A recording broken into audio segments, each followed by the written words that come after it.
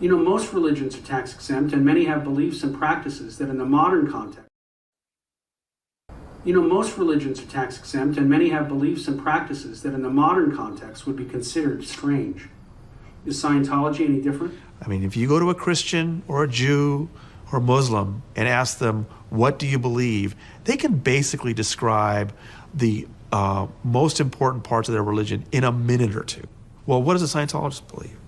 You need to be in Scientology for 7 or 8 years and in for a couple $100,000 before you finally learn this backstory of Xenu the Galactic Overlord. Now, if you were told that on day one, how many people would join? But if they were upfront about it, I'd have more respect for them. But it's that sort of bait and switch that people are told, oh, it's an applied philosophy to help you with your communication. Oh, yeah?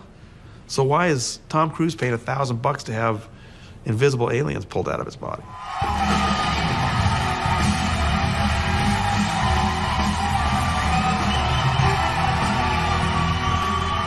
What happens when your zone of influence is the global stage? How much must one do to call themselves a Scientologist? How much so that when their head hits the pillow, they can live with themselves, knowing they did all they could do? That is our final story this evening. It's a story that affects every Scientologist, for all of us are the beneficiaries of what he presents.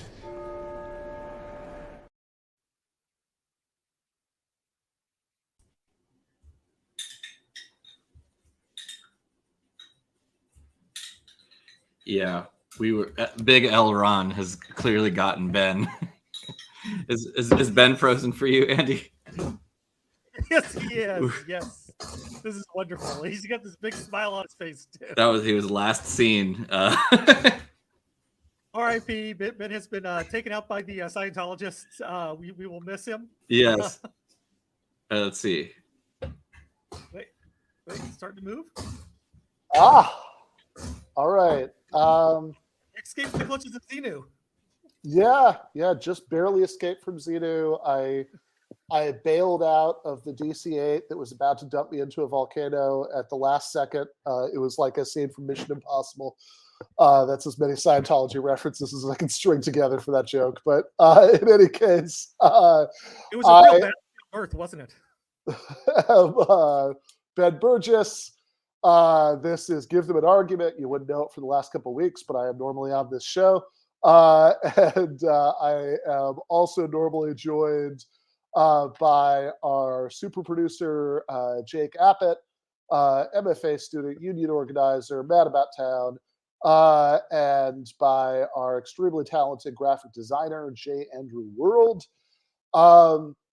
And as you got before that very oddly timed technical glitch just now, this is going to be an episode about the Church of Scientology, because we are going to be joined by a very thoughtful Marxist writer, public historian, Justin Clark, who wrote an essay that was about this, and I was on a different show with him a long while back, and we ended up talking, I think, in the StreamYard after the show about Scientology, as you do, and this guy has actually spent a lot of time looking into it, and read books by people who kind of got out, escaped from Scientology, in some cases kind of literally.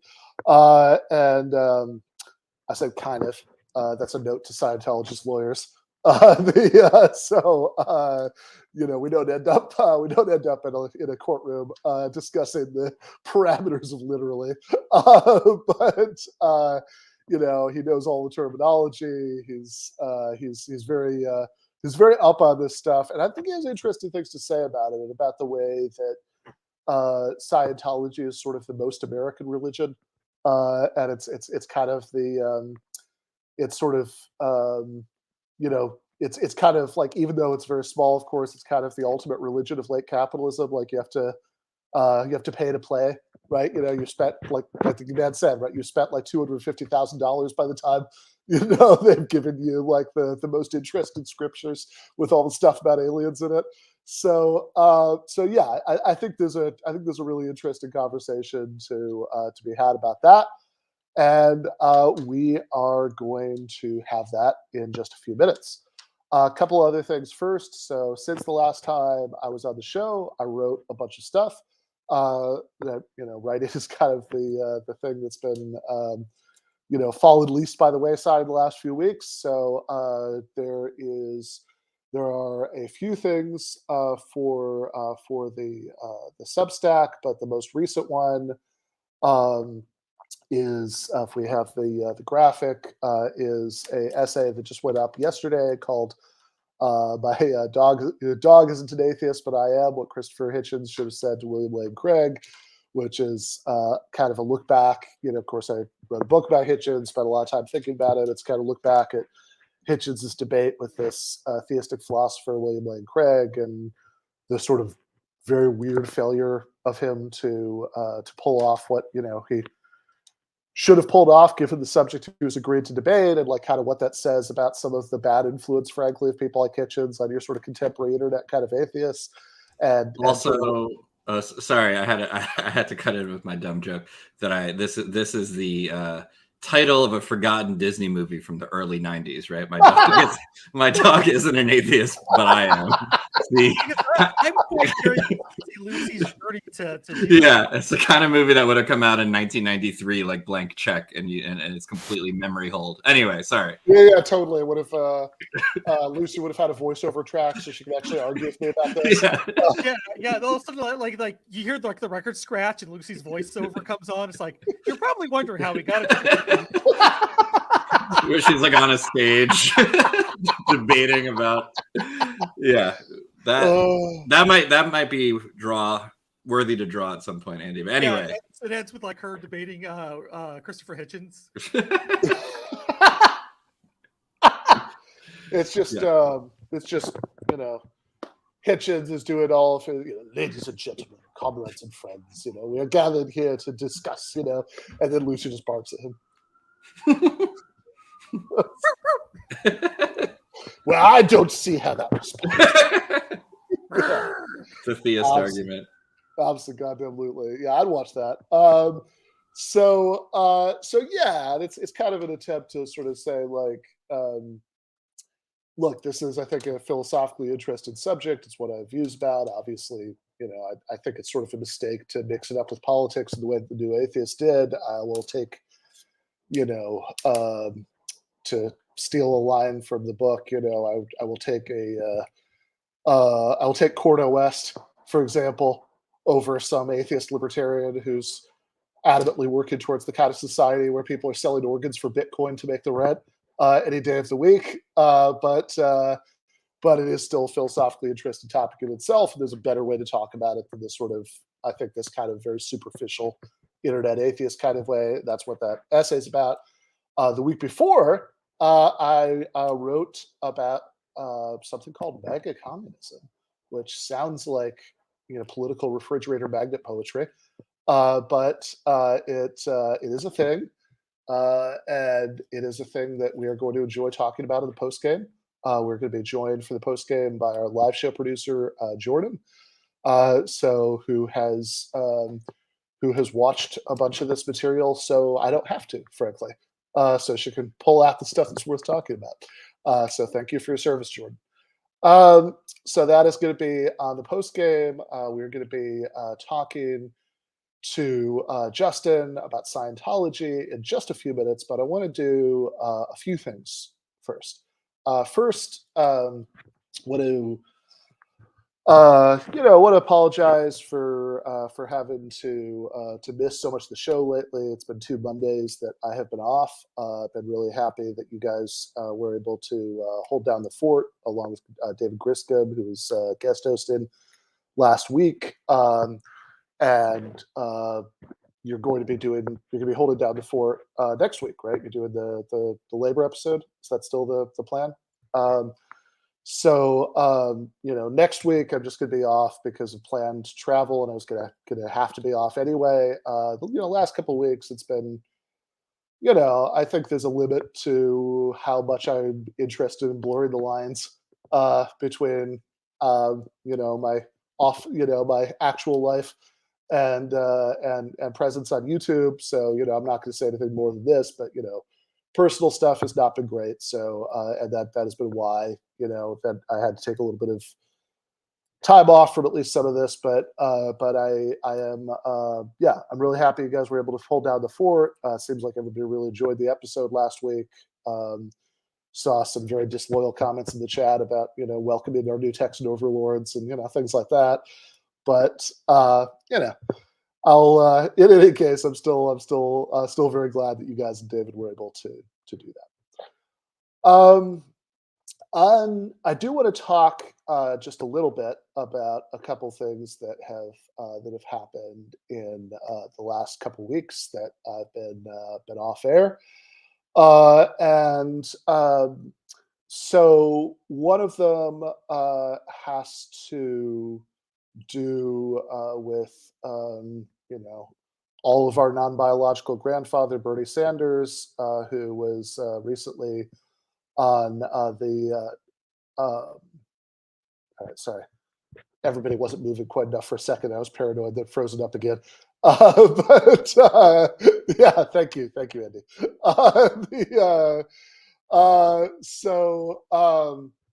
In any case, Bernie was recently on Real Time with Bill Maher, which people may remember as a TV show from the early 2000s that's apparently still in the air. So, good for him. In any case, they got to talking about student debt cancellation. So can we see the first clip of that? It was those are two possible futures where you could go as you start aging, right? The Bill Maher or the Bernie way. I hope to be the Bernie way, but I'm actually watching it for the first time. But it's always interesting to see how Bernie's able to reframe the issue. I do think that whenever I do watch Bill Maher, I'm a little what's the word? Not chagrined, sad about the state of his discourse. Yes, very very sad. But just where he's just like military. That's socialism.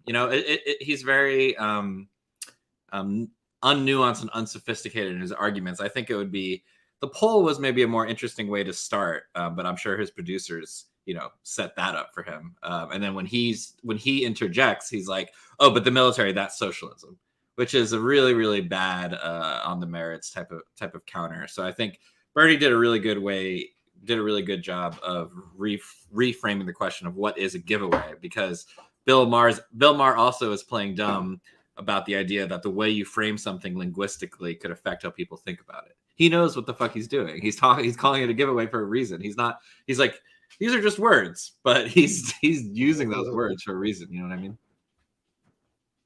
Yeah, no, exactly. Andy, any thoughts? I can't believe Bill Maher's still on the air. I mean, really, like he hasn't been funny in years. I think right around the time Dave Feldman stopped writing for him. No, I think that's right, and he's gotten less so lately. It's astounding too that he's gone so far right, and liberals are going right along with him. Yeah, I mean, I think he'll maybe piss off certain. There are liberals who get pissed off about some of the more culture war-y takes. Maybe maybe some of the things that Maher might say about I don't even know, like COVID or youth gender medicine or things like that. There might be might piss off more liberals, but stuff like this, I don't know if it does. And I think in a lot of cases it doesn't. I think in a lot of cases like basically the kind of people that you, Andy, are constantly fighting with on Twitter. I think I think those kinds of liberals watch this, they're like, yeah. I track them like moth to a flame. It's great. Although I gotta say, my Twitter experience is getting better because a lot of them are blocking me. So yeah. That Yeah. said, I think it's good that Bill is willing to have a chat like this with Bernie, because Bernie is going to do Bill Maher's not going to walk all over Bernie, right? So the fact that he's willing to have him on for a long interview, for all I want to say about Bill, is actually probably better than, where Bernie's on MSNBC for like 5 minutes and they just scoff at him and then he goes away. So I'm not saying that Bill's doing this in good faith, but it's good that he's like willing to have him on, No, I mean, that is definitely a virtue of his show, which it always has been, right? I mean, I used to watch it pretty regularly, like, Jesus, what's 2023 now, so like, 20 years ago, between 20 and 15 years ago, right? I used to watch it pretty regularly.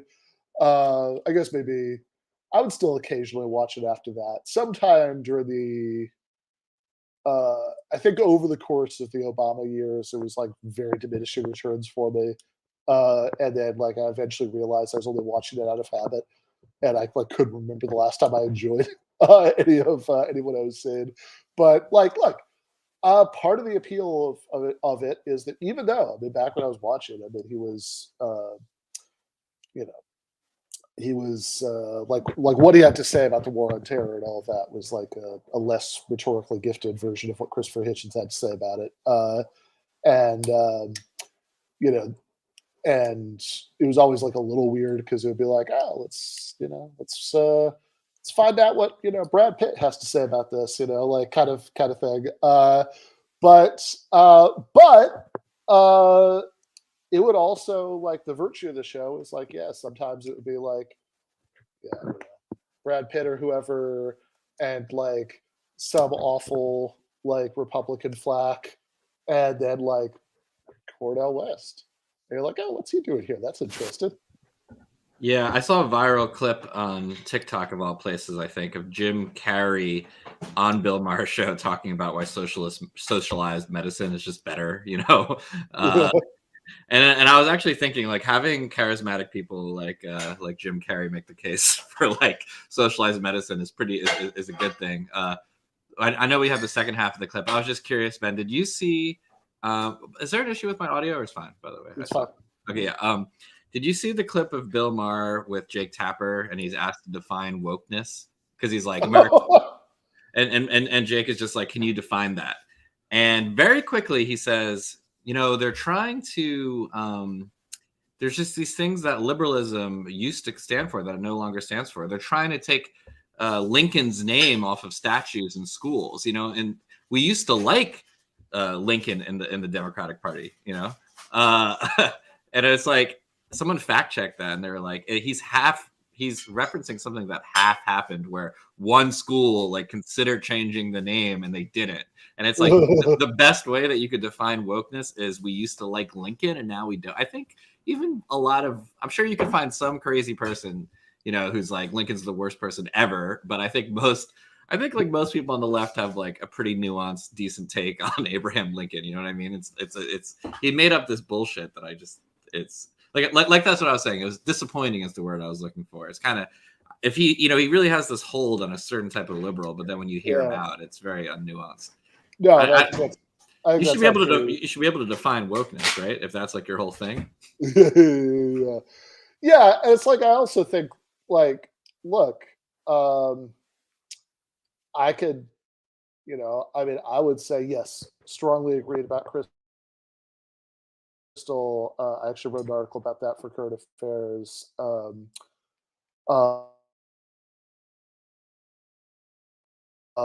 About Sister Site, I don't remember exactly.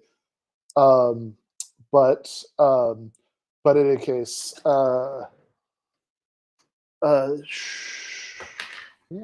now I'm curious. Yeah, so the how leftists should debate in mainstream spaces, and it was about Crystal's appearance on Real Time as a sort of example of I think how you could effectively intervene in these things from a left-wing perspective. I thought it was fantastic. We also watched quite a bit of that on the show. Although I think we actually got a copyright thing from HBO or possibly Real Time for that. But in any case, yeah. I mean, I think that like, look, I might the problem with woke is that I think context is everything, and you can kind of, and it's like oftentimes clear in context what people mean by it, and it's and there's a, and like look, if like Adolf Reed or somebody uses the word woke in an eye rolling sort of way, I know what he means and I agree with him. But it's like a reference to sort of like an emphasis on like language policing, identity politics, certain like a kind of unhelpful sort of moralism, whatever. But it's like, Sure. also, if you define it that way, it's not really the most important issue in the world. Right. So I think maybe he had to keep it sort of a vacant container for everything bad, because Which is what you see the right doing like more and more. Like they have Yeah. like because it's like they've realized that this is a word that people vaguely associate with stuff that annoys them. So it's like suddenly everything's woke, and they're referring to like policy positions as woke, and like even like, and not even like social policy positions, but like, oh, this is the Biden administration's like woke tax policy. It's like, okay, at this point, I have no idea what the fuck you're trying to say, except that Yeah. you've learned that this is a word that people don't like. So like now everything is that. Yeah, and I'll play the last half of it in a second. But like I was with my dad over the weekend, who is a Bill Maher fan, and is a little older. But he plays the clip, and he's like, I don't even really know what woke is. And then we played the clip, and then I'm, my dad's ready to get on board with that. And then I was basically like, Dad, that's not true, that Lincoln thing. He's like, yeah, I never heard about that. So like, it was someone who was like ready to like bite it hook, line, and sinker, right? The whole like woke is bad, and you could make a very compelling argument, and a lot of people on the right do, whether I agree with it or not. You could just define what the hell you mean, but like he kind of sputtered. So anyway, should we? I think that is very revealing, right? Because it's like, I mean, once you actually say what you mean, it's like really hard to maintain the view that this is like the thing that should define your politics. It's like how you feel about it. Yeah, exactly. And Jake Tapper with really is a softball question. It's just like stumping him. Like, what do you mean by what you're saying? That's actually this thing that you constantly say. What does that mean? Yeah, that shouldn't be hard. All right, let's watch the second. If you're just joining us, Ben was booted from the program by David Miscavige. No, there's a technical difficulty. I'm sure Ben will be back any second.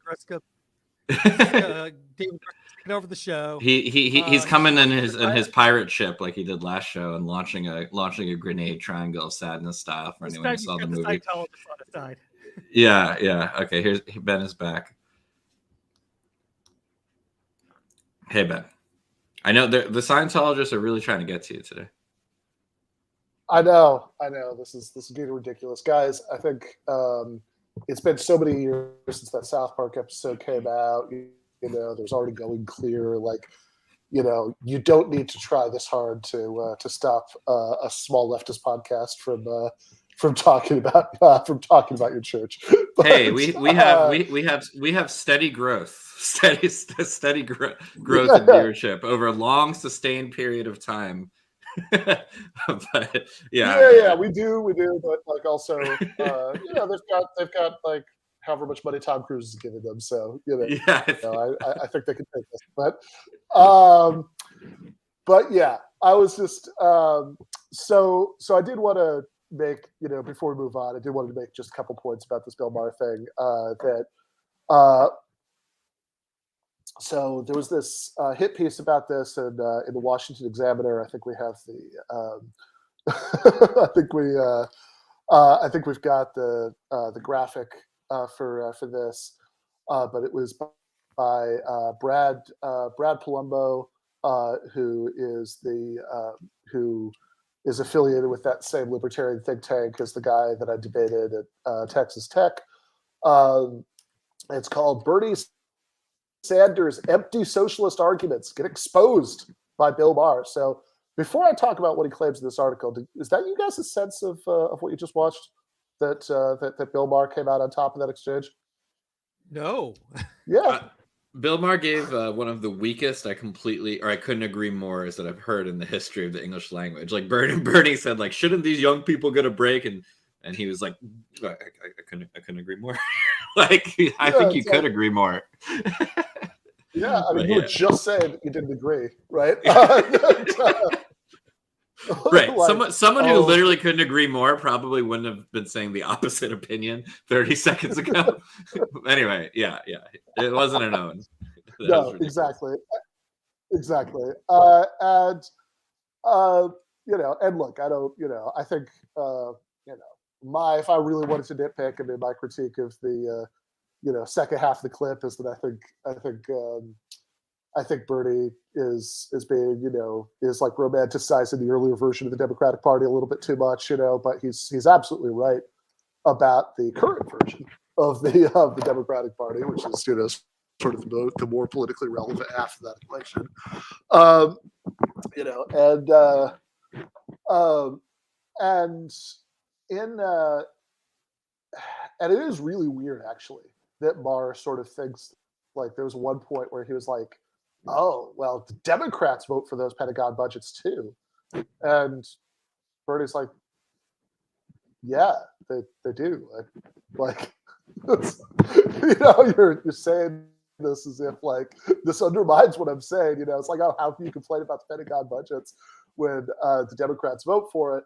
And I also loved the response about saying the military was socialism. You know, which is like, you know, I think much more direct and to the point than the sort of thing that, you know, some nerd like me might be tempted to say about, like, you know, it's like, you know, the socialism is workers control the means of production, whatever. It's just like, look, who do you think all these budgets are enriching, right? This is, it's not like we've nationalized the weapons manufacturing industry, right? I mean, these are government contracts massively enriching private corporations, right? It's the stockholders at Raytheon and Lockheed Martin who are raking it in hand over fist from these massive weapons buys, these massive increases in the Pentagon budget, which I thought was a perfect response. But in that Brad Palumbo article, he says this. I'm actually going to do. You know, I know this is risky with the Church of Scientology trying so hard to disrupt the broadcast, but I'm going to try to do a screen share here from Brad's article, and he says that right from the get-go, Sanders couldn't even be honest about what he's actually advocating.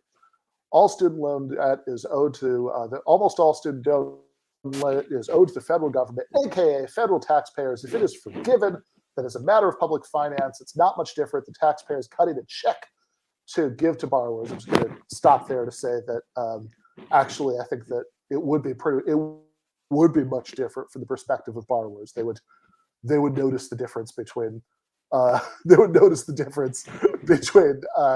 just not getting calls from people harassing them for payments and actually getting a check. But continuing right past that, it says if it is taxpayers are forced to absorb the financial loss from the forgiven debt and either pay more in taxes or be drowned in more government debt. Acknowledging this reality would undermine Sanders' ideologically motivated advocacy, which I love that. It's like, oh, this is like, you know, this is one of the political positions ideologically motivated, not like all those political positions that just like grow out of the ground without ideology having anything to do with it. Like where the fuck do political positions come from other than, you know, they are flow from what your goals are, you know, how you see the world, you know, what you know, values motivate you, what interests you're acting in, right? That's like, yeah, it's all ideologically motivated. That's a dumb thing to say, but anyway.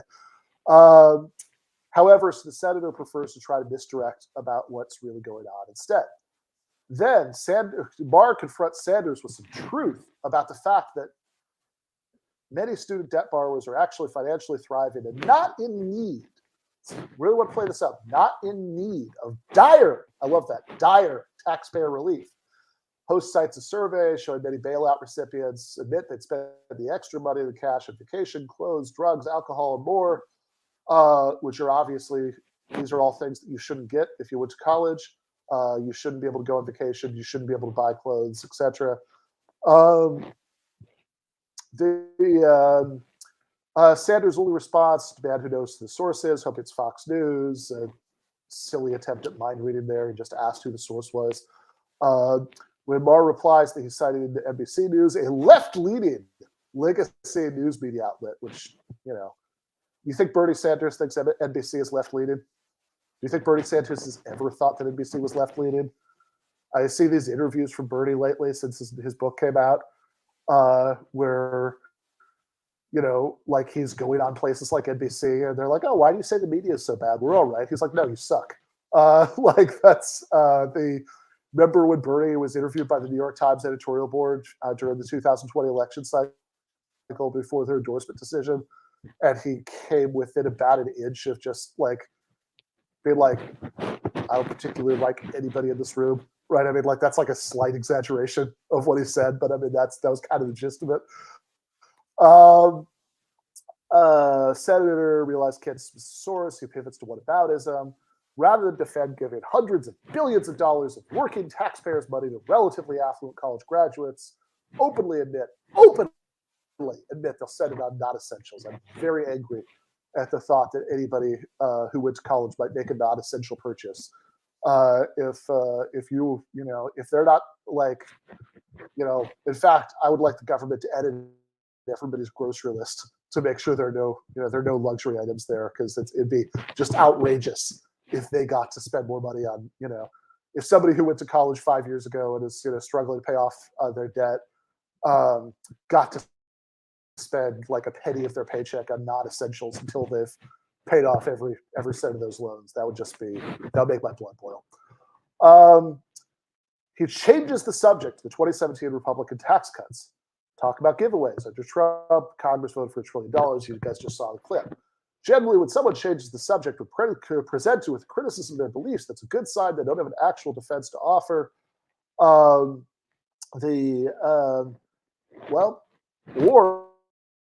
that they're trying to test for consistency. What is the standard that we're using to criticize this? What other things would that standard apply to? Would we be okay with criticizing both? If not, then maybe it's a bad standard. So this is my favorite part. In this case, the deflection is particularly weak, Palumbo writes. Sanders is conflated tax cuts, which let people keep more of, and this is italicized, their own money, with taxing away some people's money and giving it to other people. That's obviously apples and oranges. All right. I don't want to spend too much more time on this, but I do want to talk about that last claim. You guys have any thoughts about this? Sorry, go ahead. No, I was just kind of floored by the whole like weird I'm sorry. Go ahead. Well, one thing is I'm not saying that this is less reputable than NBC, but actually NBC reported on a poll from intelligent.com on student loan polls. Which is, I mean, it's right there in the title. No, I really don't know anything about them, so it could be completely reputable. The same poll does talk about how 30. It is pretty funny though that. Yeah. It's and it talks about how 37% of recipients said they plan to spend it on essentials like groceries and essentials, and then also a huge percentage of the people who said they plan to spend it on non-essentials said they felt guilty about that. So I don't know if I don't know if the poll was vague about. I don't know if they were saying they're going to spend 100% of the money on vacations and stuff like that, which is a little bit. People should be allowed to spend, like, saying that nobody should be allowed to spend money on non-essentials. Like that's like if you are not shaking people down for payments for the privilege of once having gotten to go to school, it's like the reason to do that is that it frees people up to have better lives, which includes a lot of so-called non-essentials, right? I mean, it's like if they do the first contract at that warehouse in Staten Island, and Chris Smalls gets those people some extra money from in their paycheck. I really hope they go spend it on some fucking non-essentials. That is like what a miserable life if you're Right. only making essential purchases. And, You know, and yeah, Those small purchases actually, help build the economy. that's what I was gonna say. Like, why? Like, they're upset with purchases on like whatever it is, like retail and travel and like. Because, my pot dealer is going to spend the money locally too. It keeps Yeah. multiplying. Right, but actually Yeah. for the economy, it would be worse. Well, I guess it depends with inflation, but like it'd be worse if they just saved it and sat on it, right? If they're actually spending it, then like that's. I mean, it at least provides a stimulus. I mean, don't this know. is the theory that behind like a lot of like this that's used to justify a lot of tax cuts. That it's like, oh, it's going to be economic stimulus because people are going to have extra money to spend, or that's and yes, yeah. Look, even if you want to spend it on weed, dealer's not burning that, right? I mean, like he's spending it. Like it's going right back into the legal economy. Yeah. He can't put it in a bank account because that's illegal. So he has to spend it. That's actually the most circulated money. Exactly. Good call. Yeah, everybody go. No, I've been watching enough of Snowfall to know how this works. Everybody knows what they have to do as soon as this episode's over to do their duty for the economy. But yeah, I just like the more substantive point I want to make about this is just that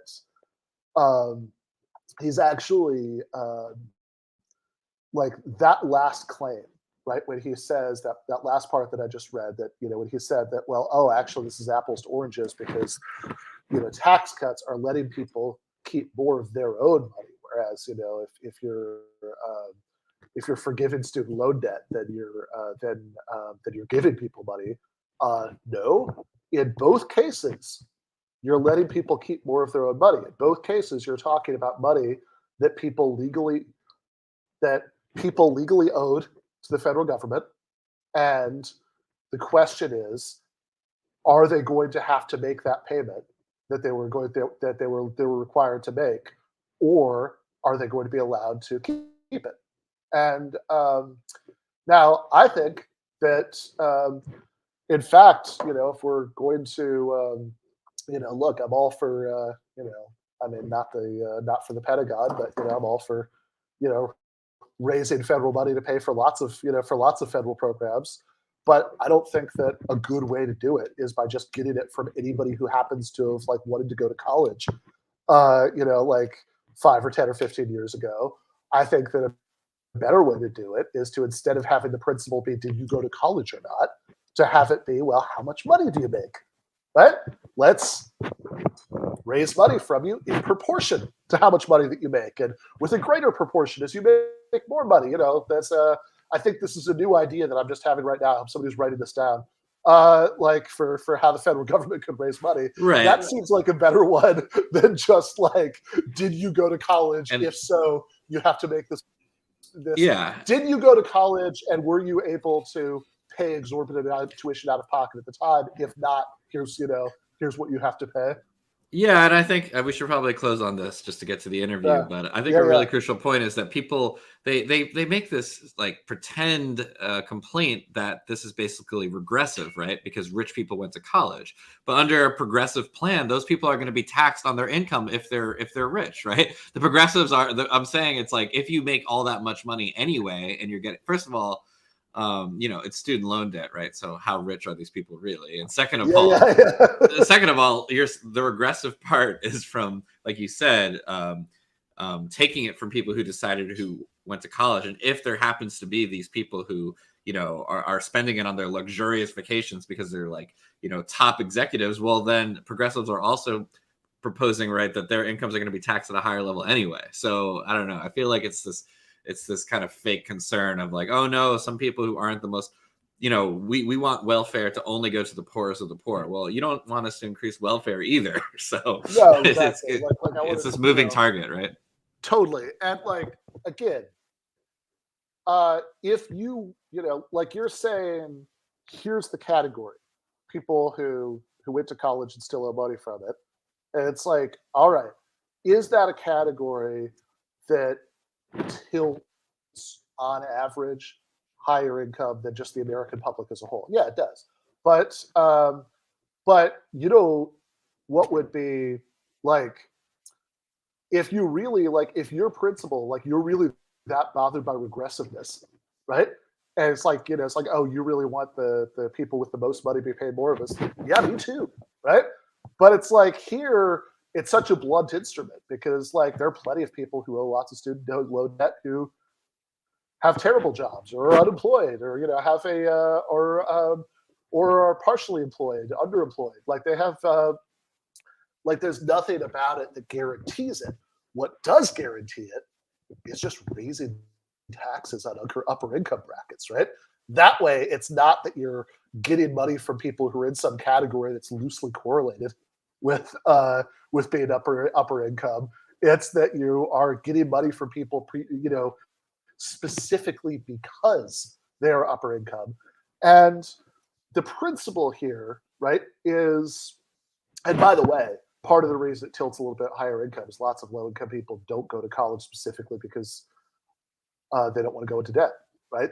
So saying we should just keep this system forever, right? It's a self-perpetuating, it's a self-leaking ice cream cone, But in any case, like, also you're interviewing Bernie Sanders. What does this man famously advocate, right? It's not like we should just keep college exactly the way it is, but periodically do debt forgiveness, right? I mean, like this, like one of his trademark proposals is we should have tuition-free public higher education.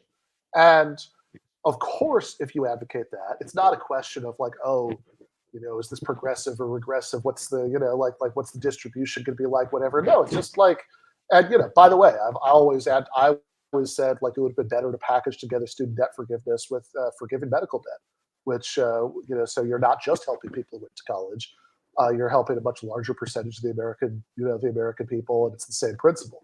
And that principle is if you should never have been charged for something in the first place, if something should just be a public service free at the point of service, like K-12 public education. Like, I don't know what this magical thing that happens in between the last year of high school and the first year of college that means that it's like, oh, before that it was reasonable to have education be a public good that's provided free at the point of service and paid for by everybody collectively and all that stuff. And after that, it no longer makes sense. That somewhere in between, right? Now screw you now, you're on your own, right? Well, some of our summers between high school and college were more exciting than others. It's a fun movie. And same deal for medical debt, right? Like, yeah, you should not be shaken down for tuition payments to go to a public university. And you should not be shaken down for copays and deductibles to get, to like get help when you're sick any more than when the fire department comes to, put out the fire at your house. Like the fire captain stops on your, goes over and meet you at your front lawn with a card reader to get a copay for putting out your fire, right? It's the same principle. And so it's like, given that these things should be provided free at the point of service as universal social rights, then obviously you shouldn't continue to shake people down for payments for them for decades after the fact. I mean, that's the fact that people are currently under the system we have set up. Yeah, currently they owe this money. It's like, okay, fine. Well, currently people owe this tax money, right? And yet you guys still support tax cuts. I think Bernie's response is on point there, right? It's like, well, come on, Bill. How do you feel about tax cuts? Is every tax cut a giveaway? If not, what's the difference? And then we can have a real discussion about what we do or do not consider to be giveaways and what kind of principle is in play here. So in any case, yeah, and you should, and also, I mean, with the interest on student loan payments, it's going to be the best transition ever. People, there are people who like went to college decades ago and they end up paying, by the time they've paid all the interest and everything, like they could get into like OT2, OT3 maybe, in the progress across that bridge of freedom for the Church of Scientology, which brings us to Justin Clark. Hi, Ben. Hi, Jay, Andrew. Hi, Jake. It's good to see you all. Thank you so much for having me. Yeah. My pleasure. So Jay, Andy, and I will be back in the post game, but great transition. Great transition, Ben. That was flawless. Yeah, Like a bonus in the corner, like for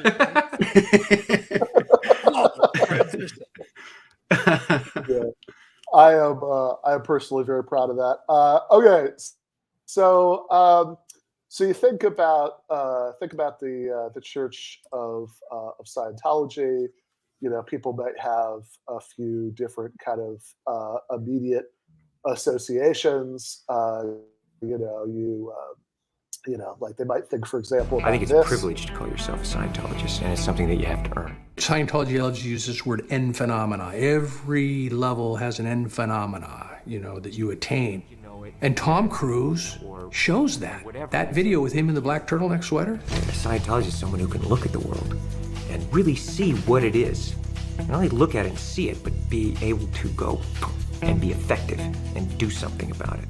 He's as arrogant and as untouchable as could possibly be, and at the same time, he looks like an utter crazy paranoiac. And I went, they said, so, like, have you met an SP? And I looked at him, and I thought, oh, what a beautiful thing, because maybe one day it'll be like that. You know what I'm saying? Maybe one day it will be that. Wow, SPs, like, they'll just read about those in the history books, That's where it takes you. That's the end phenomena of the Scientology bridge. Yeah, with Tom Cruise, like the thing that's interesting about that video was produced, I think in like 2004, 2005, and he was given the Freedom Medal of Valor by Scientology, which was something they just completely made up to give to him. And this is like the Simpsons, the medal for outstanding achievement in the field of excellence. Yes, it's very much like that, right? Because for those who don't know, L. Ron Hubbard was in the Navy. And so a lot of Scientology is based around the Navy and kind of military language and lingo, and like the outfits of the Sea Org are all military-esque and sort of it's weird. And so when he's giving that little like video, you just go like, wow, he is nuts and making no sense. Like he's rather incoherent. Yeah. And it's so jarring, but like the gentleman who was speaking, who was Marty Rathbun, says, who was a former head of one of the leaders of the church, that is the end phenomena. That's what happens when your brain is sort of set into what Mike Rinder, another whistleblower, calls the mind prison of Scientology. Yeah, so I want to get into this, but and I thought that would be a good way to set this up because Tom Cruise is both, I don't know. I remember an old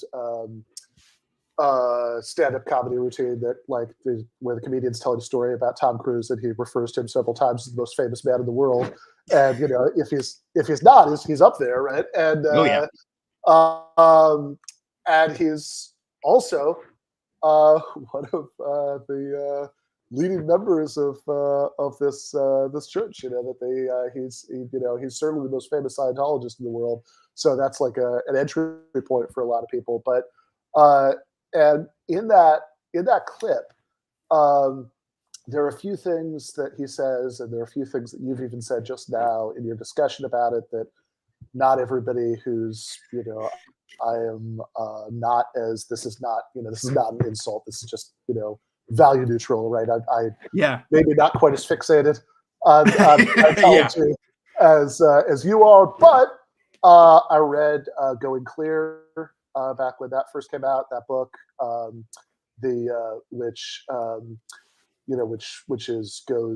goes into great depth about this stuff, and it was then turned into this documentary that I also watched, which is good. Although actually, I think some of the crazy stuff in that book didn't make it into the movie.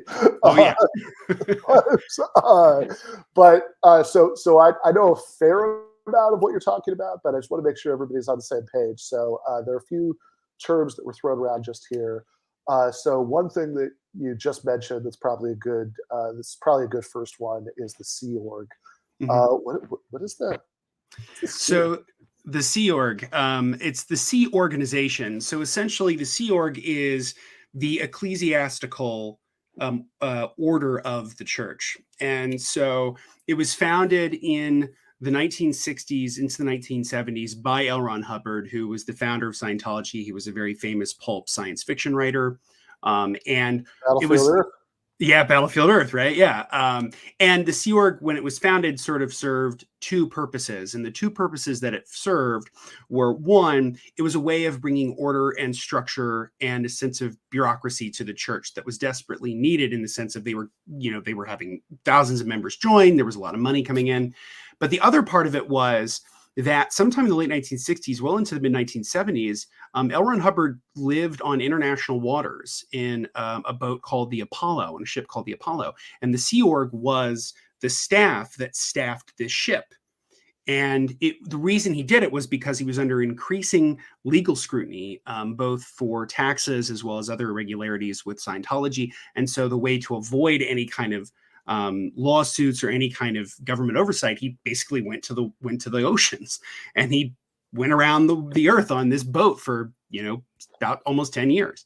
And the Sea Org staffed that boat. And then when he came back, they sort of established the Sea Org as the official order that would run the church. But the thing that's interesting about the Sea Org is it doesn't exist on paper. So all of the legal entities of Scientology that exist, none of them mention the Sea Org at all.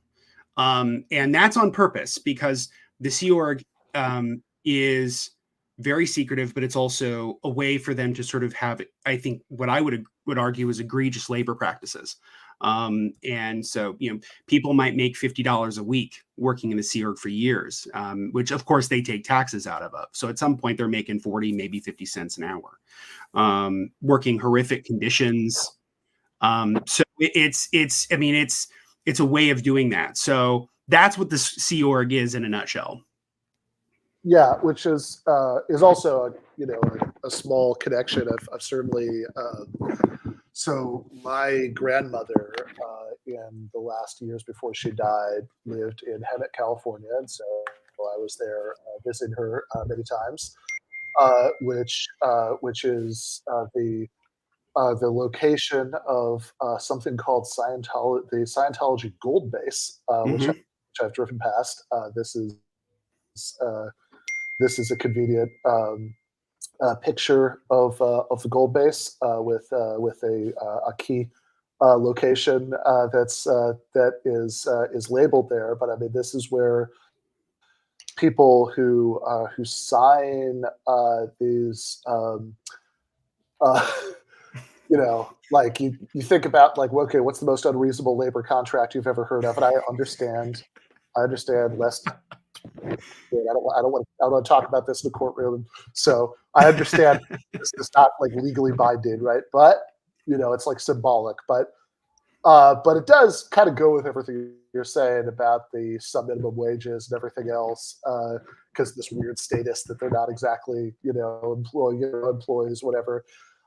They signed billion-year contracts to join the Sea Org. It's like, man, I'm sorry, I still got another 999 million years on my Right. Well, and the reason that the billion years is there is because Hubbard believed, and Scientologists believe, that the universe is actually trillions of years old, and that there's all kinds of you've lived past lives, and you're sort of immortal spiritual beings. So when you die, they call it dropping the body, where the body is merely seen as a vessel, and so then you go on to another body. And so that's why the billion years is there. So in the mindset of Scientologists, billion years is nothing in the span of time that Scientology believes in. But I do think it is a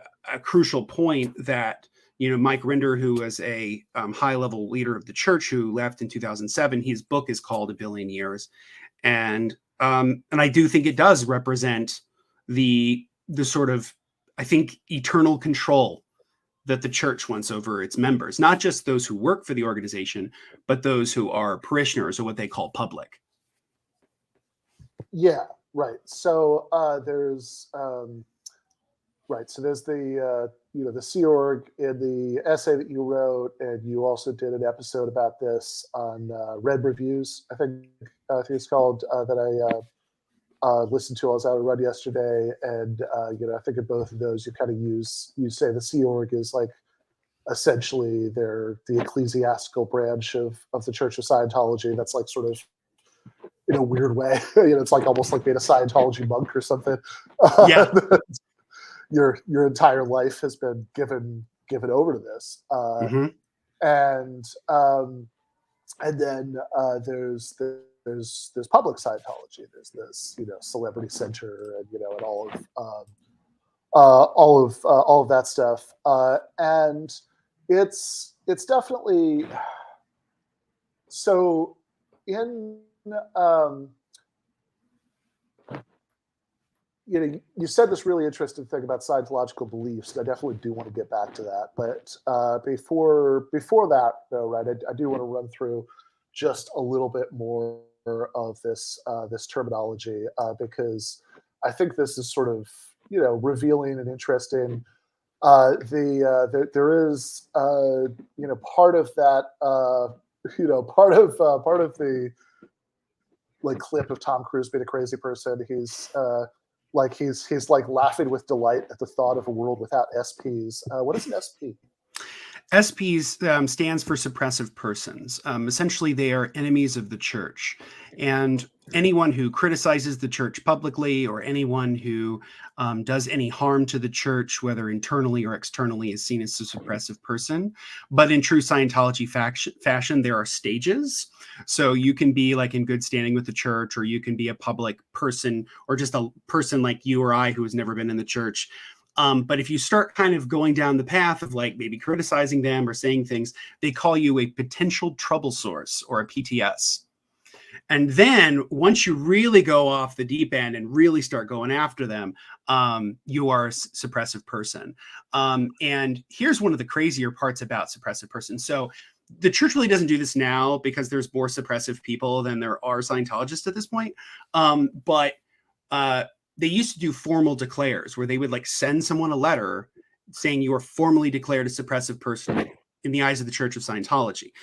Mark Headley, who worked on the gold base for many, many years, who left in 2005, he was given one of those formal letters.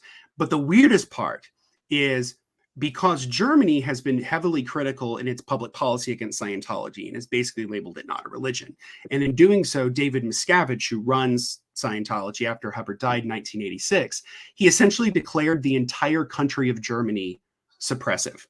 So if you live in Germany, or you're an expat who's from the US who lives in Germany, or anybody's in Germany, you are a suppressive person by default, even if you know nothing about Scientology. Awesome. Yeah. So, and this kind of does bring us to something I don't want to spend a lot of time on, because I don't know how interesting this sort of semantic rabbit hole is, but is probably worth at least touching on a little bit, right? That like a word that is used a lot in connection with Scientology, and I certainly plan on using several times tonight in connection with Scientology, is cult. And in the but then like it's a little bit tricky to sort of say, okay, but like what's the difference between that and just like a religion, right? Like as a cult, just like a small unpopular religion. And I do tend to think there are some differences, even if it's best understood as something like a cluster concept. In other words, it's not like here's sort of strict conditions that are going to apply in every case, but like here's this sort of cluster of things that kind of go together. And it's like when we say that something's cult, we're saying it checks not necessarily every one, but like a bunch of boxes in ways that other religions often don't. Mm-hmm. You're absolutely right. And in fact, there's a psychologist named Dr. Stephen Hassan, who actually left a cult himself. He left the Unification Church and the Moonies in the 1970s. And he became a clinical psychologist to help people escape cults. And I would also call Scientology a cult, without a doubt. And he has what's called the BITE model, which I don't know all the details in the BITE model, but basically it's like behavior modification, identity control, things like that, control of language, right? Like we've spent a good chunk of this conversation just defining words, because that's what cults do, right? They create this sort of inner language, so it sort of creates this sort of us versus them mentality, right? And I think with Scientology, it's like the error example of it, because of basically there are people who are former Scientologists who can get in a room and speak in complete Scientologese and no one can understand what they're saying. Right. Yeah, I actually watched, so after I listened to your discussion, I read reviews and read some of your essay, last night while I was washing dishes, I just, I put on YouTube in the background. I was like, yeah, let's look at some Mike Rinder. That's the guy you're talking about in the essay. It's like, let's find some Mike Rinder on YouTube talking about Scientology. So I just kind of looked something up and put on the first thing I saw, which was this live stream where it's actually kind of funny, interesting to watch, right? Because it's sort of similar and not to like left media kind of live streams, that where it's Mike Rinder and a bunch of other former Scientologists just kind of like chatting. It's a very freewheeling kind of live stream. And it was very much like that, right? It's like the number of like I was following, I think, most of it, right? But it's like the amount of specialized terminology that it goes into this is kind of amazing. And yeah, I think that's kind of revealing in itself. And sure, religions have specialized terminology, but Scientology is a lot of specialized terminology. For things that don't really need specialized terminology, and I think it does contribute to this sense of this thing that's like separated off from the culture and society around it, and certainly something that strikes me as a bit culty. That's not typical, at least if you put in enough qualifiers about like, I don't know, contemporary Western countries or things like that, right? That's not typical of most religions, is the way both that outsiders perceived as hostile are treated, which we've only scratched the surface on with that thing about SPs, and also the way that internal discipline works, which is like, look, there are many kinds of religious organizations that if you do something that's considered, that's like considered heretical in some way, maybe, right? In that religion, you'll like maybe worry that you get kicked out, right? That would be the consequence, right? That like you're either going to be officially condemned somehow, or the absolute worst thing that's going to happen to you is they're like, oh, you can't come back. That's how religions typically work. That like the worst thing can happen is like you're excommunicated. But that's kind of the range of possibilities, right? Goes from you're fine to you're kicked out. And in Scientology, it there is, I think, a much there are interesting questions about the degree to which this is always voluntary, that people subject themselves to it. But there's, I think, what's inarguable is that the sort of range of ways that they punish people within the organization is much greater than anything that would kind of be imaginable in most modern Western religious organizations, right? So for example, in that picture that I showed earlier of the Scientology gold base in Hemet, California, that it labels something called the Hole. What's that? So the Hole was something that was put together by Miscavige for basically what he deemed the worst of the worst on what is called the Rehabilitation Project Force, or the RPF, which is essentially a sort of Stalinist re-education camp thing where they all have to wear black. They eat basically scraps that are left over by other Sea Org members. They have to run everywhere. They do tons of manual labor. But for the worst of the worst, they go into the Hole, or they did. And it's essentially two double wide trailers that were put together by this sort of median, and people had to sleep on the floor, and people, were victims of verbal abuse, physical abuse. There have been people who've been in the Hole, like Mike Rinder, who has testified to this happening to him. Marty Rathbun did, but then he sort of recanted. His story's weird. That's a whole other thing. And So others have said that too. Now, the church has publicly said that they have ended the rehabilitation project force, but they also publicly said that they ended another policy called fair game, which they never did either. So I would imagine the RPF still goes on in some form, but maybe the whole doesn't. But it is really, really extreme and very, very abusive.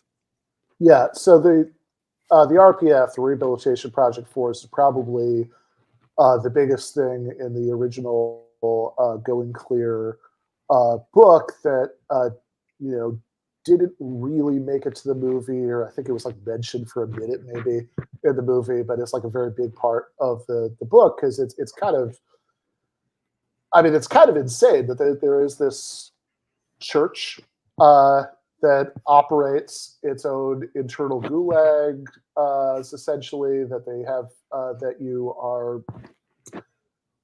you have committed various, Scientology transgressions. Your ethics is bad. I think it's You're out ethics. Yep. You're out ethics. Awesome.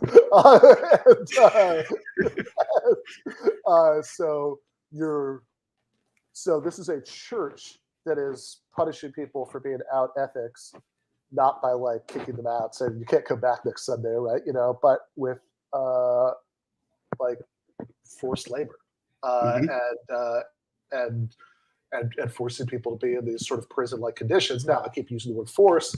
As I said, it's very unclear in that book, Going Clear. I'm blanking on the author. Lawrence Wright. Lawrence Wright, thank you.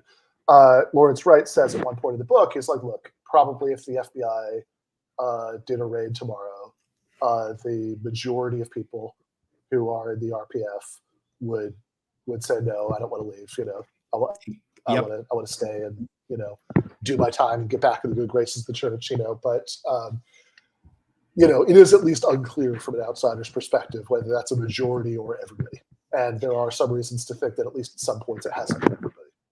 Yeah, no, I think that's a really good point. And I think it gets to the bigger point of the subtitle of Lawrence Wright's book, Scientology and the Prison of Belief, right? Because yes, like when you're on the RPF or you're in the hole, like it's a literal prison where you're sort of, you're in horrific conditions. But like, as you said, if they were to come in, a lot of them would, well, I'm here of my own accord. And I'm, I am trying to get back in good ethics with the church, and I'm trying to be a good Sea Org member. And that's the mind prison. That's the prison of belief, which, whatever physical scars you might have, the mental scars for a lot of people who leave Scientology arguably are worse.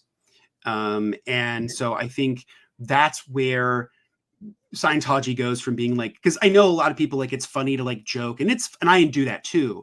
But like what interested me more in studying Scientology is the way in which it is absolutely oppressive. Not just to its members, but to its clergy, essentially. Mm-hmm. Yeah, I mean, maybe most oppressive to its clergy, right? Extremely.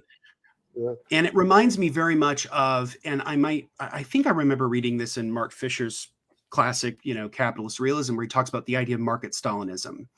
And it's sort of the worst. It's like the worst abuses of the Stalinist system, with it heavy bureaucracy, really strict authority and hierarchy and punishment, mixed with the worst of capitalism, where it's like the drive for profits, the drive for money. Scientology embodies market Stalinism to me, because its internal organization is extremely bureaucratic and extremely hierarchical and oppressive. But then it's all in service of money. And it's a church that sits on $3 billion.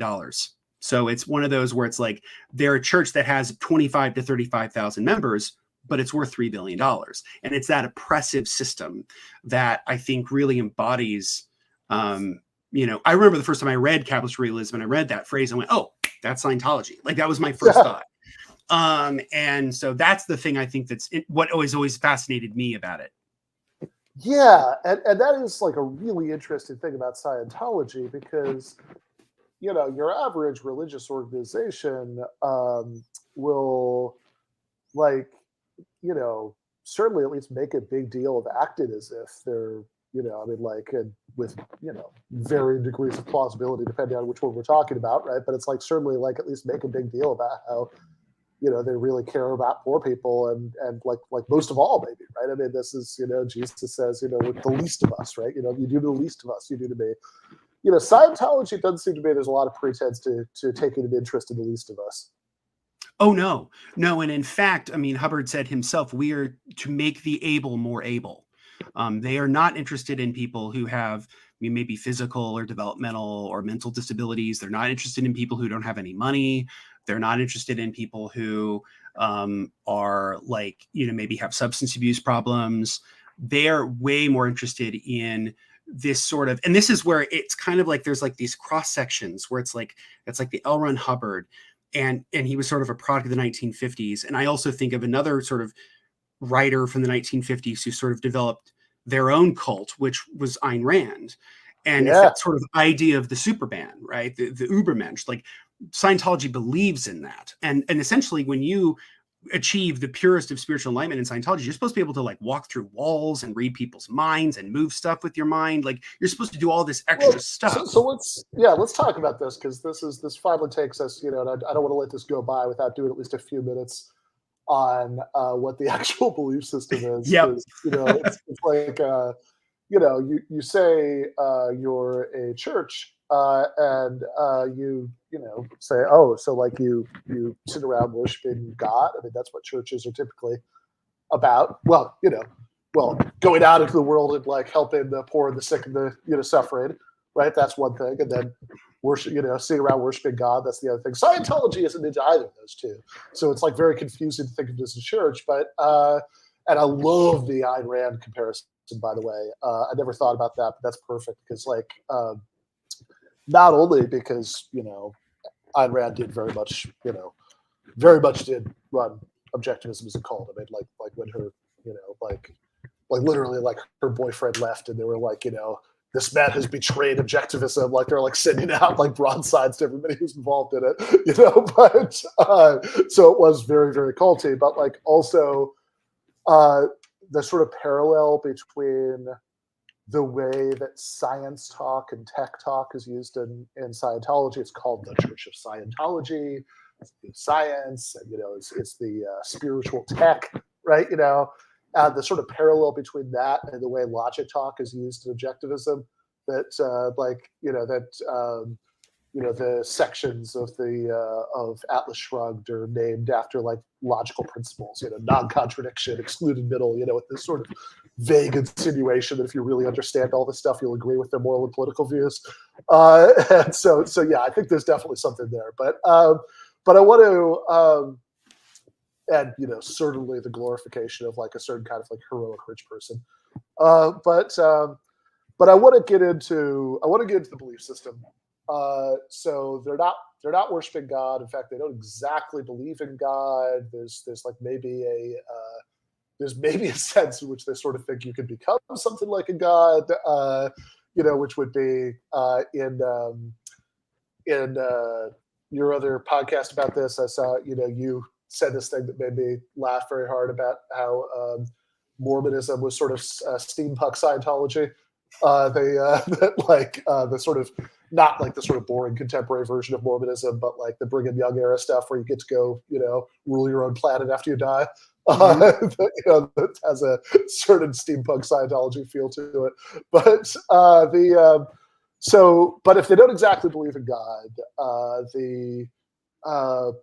what do they believe? I mean, you can save like in the next few minutes when you tell me this, like just think about all the hundreds of thousands of dollars that you're saving our viewers. That like you could just tell us what they think. They don't have to pay for courses. You don't have to pay. What I'm going to tell you, Scientology will tell you, if that you hear it without going through the proper channels, that it would kill you. Like that's the argument they make.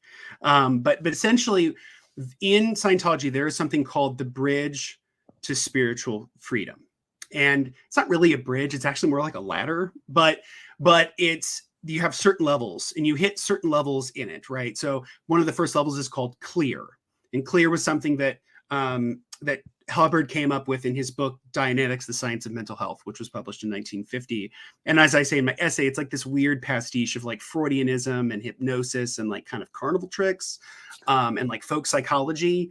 But basically he believed that there was like a reactive mind and then there was like the logical mind. And that if you can get rid of your reactive mind, you become in a state of clear. So you're like perfectly logical. You have an eidetic memory, so you can remember everything you've ever read or anything you've ever seen, a name you've ever heard. And then above all, which is sort of like, I just want to pause there to say that it kind of sounds like what somebody would come up with if they just heard like Buddhism explained to them for the first time, but they were like, but like they would also, I don't know, they like read a lot of Robert Heinlein novels or something, and they're like, okay, but like, how can this, how can this give you mutant powers? So 2 quick points on that. One, Hubbard wrote in other stuff that he was basically a reincarnated version of the Buddha. So he thought he was the Buddha. So there's part of that. And then the second thing is that he was a contemporary of Heinlein. And they all wrote for a magazine called Astounding Science Fiction, whose editor, John W. Campbell, helped publish parts of Dianetics in Astounding Science Fiction and helped Hubbard write the first version of it, which is a history that people don't often remember. But anyway, so there's clear. And then once you get up into what are called the OT levels or operating Thetan levels, and Thetans are Scientology speak for souls. They're sort of immortal spiritual beings. That's the phrase that they use. And all of us have Thetans all throughout our bodies. And the goal of the operating Thetan levels is to essentially purge your body of these body Thetans, what they call BTs, and then sort of have what they call cause over life. So that's where I get into the whole like reading people's minds, walking through walls, essentially becoming an X-Men. That Scientology doesn't believe in a god because its whole thing is that you become a god. And for most, I remember in Going Clear, one of the most memorable scenes from that is somebody who's recounting to write sitting in a car with Tom Cruise, giving him this, helping him go through the Scientology exercise, whereas people went by. He was supposed to, use his abilities that he's gaining as he goes across, progresses through the bridge to total freedom to sense their emotional states, what's going on in their mind. And like, it was like, so imagine that, like, this is like the parking lot of grocery stores. Like, so like, imagine like you just like done your grocery shopping in LA, and unbeknownst to you, as you're walking back to the car, the most famous movie star in the world is trying to read your mind. Yes. Yeah. No, it's pretty wild. And Mark Headley has some great stories about him doing auditing with Tom Cruise, because that's a big component of Scientology, is the practice of auditing, where people have probably seen the e-meters where you hold the 2 cans and there's like the little meter, and it's like this weird form of like therapy, but it's not really a therapy, and it's very strange. But it's like, get on the cans and you grab the cans, and if whatever you say, you can lie. Like, people have talked like, I've lied my butt off just to get out of these auditing sessions. But because the meter doesn't really matter, it just measures like skin. It just measures like skin texture. It doesn't really do anything. It all has the veneer of science, but isn't really scientific or reasonable. But yeah, so we have with operating Thetans, and of course, I think everybody who's interested in Scientology knows about OT3. And OT3 is kind of the one that everybody kind of knows about from either the South Park episode or Going Clear or other things. And OT3 is what Hubbard called I think he called it the wall, or the wall of fire, where it's like the most important thing. And essentially at OT3, you get the Scientology origin myth. And the origin myth is that Earth was actually a planet called TGAC, and it was a part of what was called the Galactic Empire. And there was a space intergalactic overlord named Xenu who put all these people in these basically these bomb pods on these planes, which looked a lot like DC-8s from the 1950s, and dropped these people into volcanoes, and their spiritual entities went off everywhere. And then they started to cling to people's bodies. That's where the body Thetans come from. Yeah, that's where the body Thetans come from. It's all these people who were sort of preserved in like glycol or something. They were like cold frozen, and for committing crimes, because Earth was known as a prison planet, which is where you have the intersection of Scientology and Alex Jones, like the Earth as prison planet thing. But yeah, so Yeah, but yeah, so once you learn all of that, the way that you learn OT3 is you pretty much have to be maybe 5, 10, sometimes 15 or 20 years in, and about $200,000 to $250,000 in auditing costs just to get to OT3. And when you get OT3, you go into a room, they bring you a suitcase, and in the suitcase are the handwritten notes of L. Ron Hubbard that tell you this story. And it's absolutely bonkers. Yeah. And I remember, one of the people who's interviewed and Going Clear actually makes a comment about it's like after he read this, there's a while where he was wondering, like, okay, is this like a test that they're going to tell me something obviously crazy and like I have to like reject it or they're going to kick me out for that? Right? Like, Yep. That was Paul Haggis. That was Paul Haggis. And you're right. Like it's one of those things where, because you have to think about it, right? Like, because Scientology, as you mentioned in the earlier, is kind of really one of the only mainstream religions where you genuinely have to pay to play. You don't get this stuff in Scientology without paying for it. And it's thousands and thousands of dollars. They have people take out credit cards. They do mortgages on their homes. Yeah, I mean, one of the points that I've heard, I think you make, or anyway, somebody make, is that they have you go to Scientology events. And, I guess I should say, I mean, like, I know, I've always, anyway, so there's like, there are different degrees of things like that, like Scientology sponsored events, that it's like how sort of overt they are about what the point is. So for example, one, the Scientology event that, I mean, people I know have been at, is they sponsor this contest for science fiction writers called Writers of the Future. And I actually, knew the guy who won that sometime. Like something, of course, people always say when they come back from it, it's like, I don't know, nobody tried to recruit me, which I remember my friend Nick Mamatas pointed out once. It's like, yeah, that's what you're getting paid for, to say, oh, no, nobody's trying to recruit me, right? I mean, like that is the point. Thank you for your, your service to the Church of Scientology by doing that. But like you go to a lot of Scientology events, I've heard people point out, and even though, I mean, they're not recruited from low-income people, as we discussed, to put it mildly, every car in the parking lot is going to be a beater because people don't have money to spend on their cars. They are spending all of their money on these courses. They're trying to get to the higher OT levels. Yeah, that's right. And Scientology is like this weird microcosm of capitalism in kind of a nutshell, where like there's this like really top level people who have millions and millions of dollars either through the church or because they were successful business people and they've donated money to the church. And then you have like the middle rung people, which are most folks who are either middle class or upper middle class, who have kind of crappy cars in the parking lot and they've mortgaged their houses. And then there's a permanent underclass that exists to service the organization, and that's the Sea Org.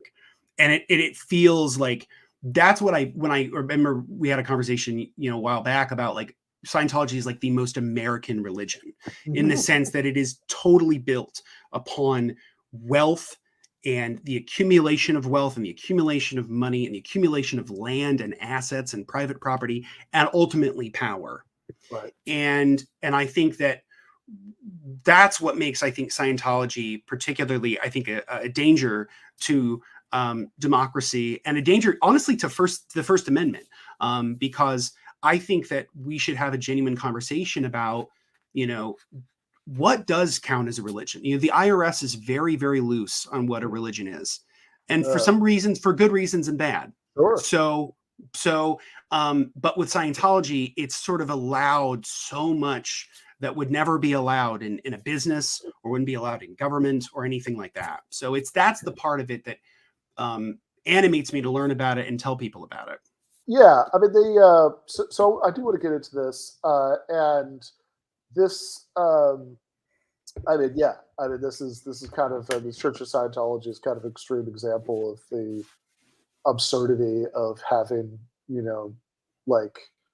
of having tax exemptions that are linked to status as religion, because, you know, the second you pass that law, you are, you know, you are saying, oh, now the IRS or, you know, various federal agencies are now in the business of deciding what's a religion and what's not, which is Right. a ridiculous business for them to be in. I mean, it's like, what's the, and I think the Scientology example nicely shows that, you know, because like, yeah, there's obviously something kind of absurd about saying that this, like, you know, that this creepy money laundering scheme, kind of, you know, pyramid scheme sort of, that is, you know, that has, that's, you know, that's like, you know, keeping people as quasi slaves and all that, you know, gets to like get away with everything because they use the magic word religion, right? You know, if it was the, you know, if it was just the organization of Scientology, not the Church of Scientology, right? You know, it wouldn't have status, but it's like also like, yeah, I don't really want the government to decide, you know,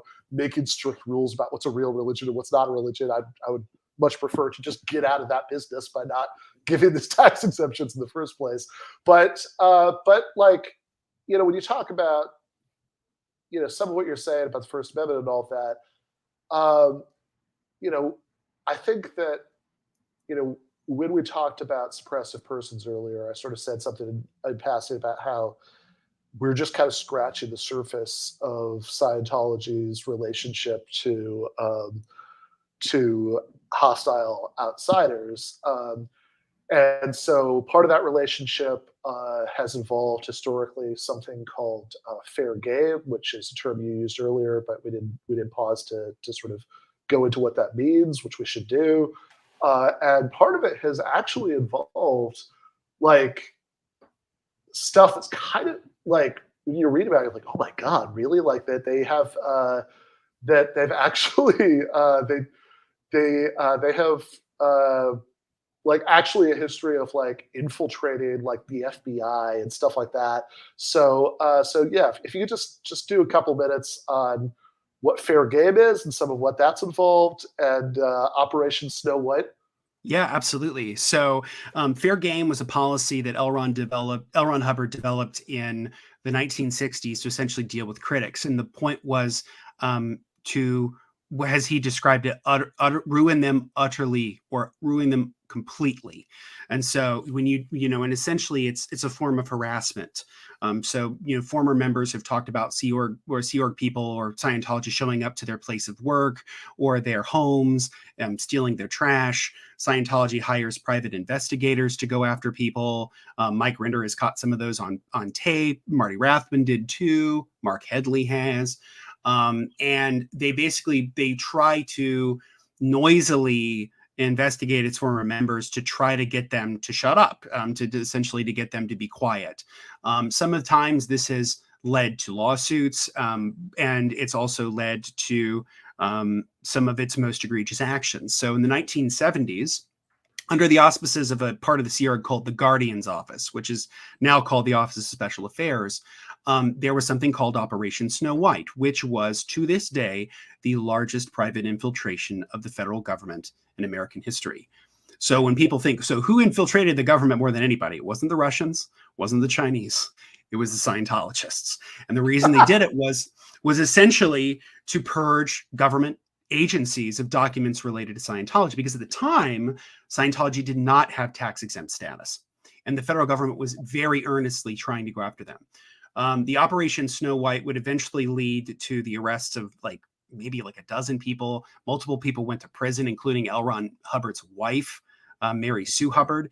And Hubbard himself was named as an unindicted co-conspirator. So, you know, they are an organization that has a ton of money to essentially harass people who've left, harass critics, and to, you know, strong arm government agencies or even infiltrate them.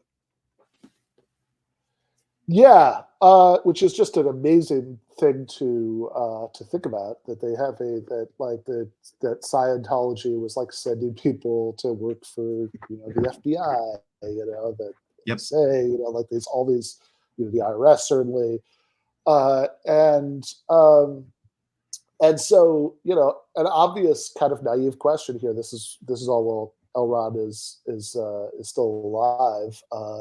LRH, L. Ron Hubbard, because you can't you know, Scientology, you have to have specialized terminology for everything. Like even like Oh, yeah. references to the name of your founder. You can't just say the whole name because then everybody will know who you mean, right? Yeah. You know, you have to be like a little bit. You have to have a little bit of specialized terminology. But this is while LRH is still alive. So how is it that this guy did not end up spending a zillion years in prison? So one of the main reasons why was because the church used its incredible amount of assets and sort of its corporate structure kept him off the books. And so throughout the 60s and into the 70s, he would do policy letters where he would literally sign them like LRH in his initials. By the time you get into late 70s, early 80s, he's writing what are called policy recommendations, which to everybody in the church, they know they're orders, but they call them recommendations. They don't even have his name on them. They just have 3 hash marks at the bottom. That's how you knew it came from him. So they just did all these elaborate things. He lived from the late 70s into the early to mid 80s when he passed in 1986. He lived in essentially like a trailer on this like ranch out in the middle of nowhere. He didn't have contact with a lot of people. And so, it was a mix of with the corporate structure of the church, his ability to hide, and the keeping his name off of stuff was a big part of how they did that. Yeah. And I think, some of these indictments too, like after Operation Snow White, for example,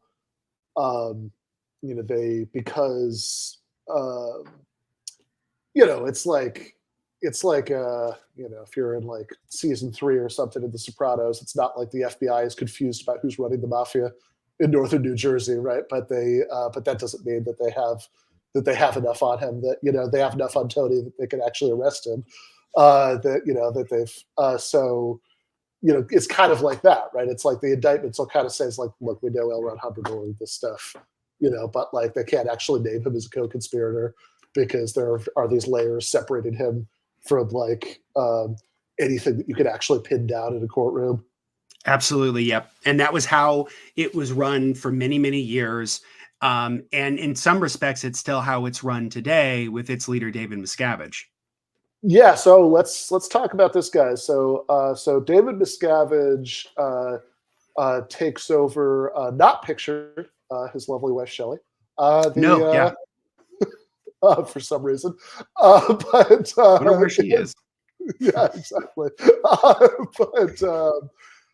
David Miscavige, like this is kind of an amazing story because, like, when he like the process of this guy taking over the Church of Scientology after the death of L. Ron Hubbard is like, it's like, I don't know, for anybody who watched like the comedy The Death of Stalin, right? It's like that kind of thing, right? That there's this like there is this kind of crazy power struggle and sort of palace coup, within this organization that again is just very I think like it sort of has to, like, the more you hear about it, the less like it's like the stranger it sounds, right? So tell me about David Miscavige and like his rise to power within this organization. Sure. So David Miscavige came into the church as a child. His dad, Ron, got him into the church. And right away, he became a very trusted advisor and confidant to Hubbard and some of the higher up leaders in the Scientology. He was a part of what was called the Commodore's Messenger Org, or the CMO, which was the organization that would relay messages between Scientology and Hubbard. And there is essentially a power struggle when L. Ron Hubbard dies in 1986. He dies of a stroke. Interestingly enough, a man who wrote thousands of pages, hundreds of books, never actually wrote a policy about what to do with Scientology when he died. Which I do want to pause on because, like, I'm not making a claim here. I'm raising an eyebrow. But they have this is a guy who would literally write policies about like exactly how people should go about washing the windows at Scientology-owned buildings. That's not an exaggeration. It's not hyperbole. He would literally write up a whole policy about that. Yep. Like he thought of everything. He wrote detailed policies for how he wanted everything to happen. So one might raise an eyebrow. It's like, did he really not write anything about what he wanted to happen? Right. And this is where we get into, it's weird because like the comparison to Stalin is very apropos because people talk about Lenin's last testament, and there are some people who say it's real. There's some people who say it isn't, and the veracity of that or whatever. There was something that Hubbard did actually write or was alleged to have written where he wanted, and he laid out very clearly that he wanted Pat and Annie Broker to take over the church, who were his highest confidants and were part of the CMO as well. But there was essentially a coup, and David Miscavige started to like pick off people in the organization that he didn't want in there. So they started going away, including Pat and Annie Broker themselves. And then he started getting all these other high up people to essentially back him. And he tied himself to Hubbard as closely as possible, very similar to how Stalin did with Lenin. And he said that this letter was a forgery and it was never really clear. And in fact, it was me. I'm the person that should really take this over. And essentially there was a coup, and he took over in 1986, and he became what is called the chairman of the board of the Religious Technology Center, or COBRTC. That's his official title. And he's been in that position for almost 40 years. Yeah. And yeah, that is pretty astonishing. He also, I should say, I remember the story about David Miscavige, where he's much earlier in his life, before he becomes the head of the whole thing, he's like with some older Scientologist. He's like staying with him maybe, and this guy's like, oh, we should do the blah blah blah, right? Some like Scientology, thing that they're supposed to do is like, it's like there's some tech that they're supposed to use for something or other. And young David's like, oh, I don't need to do that. I'm already clear from a past life. Yeah. Yeah. It's very interesting because people would ask, so like, does Dave get auditing? Like, does Dave do course? Is he on course? No, Dave's not on course. Like, he's not like, he can just say, oh, I'm OT8, baby. Like, and he's also been telling people for 30 years that OT9 and 10 are coming. And that's what he uses to keep people in the church. So they're like, I know things might be rough right now, but if we just hit these targets, then I can release OT9 and 10. There is no OT9 and 10. Yeah. So Hubbard did 1 through 8 and died before he could do the 9 and 10 that they're supposed to still have. Yeah.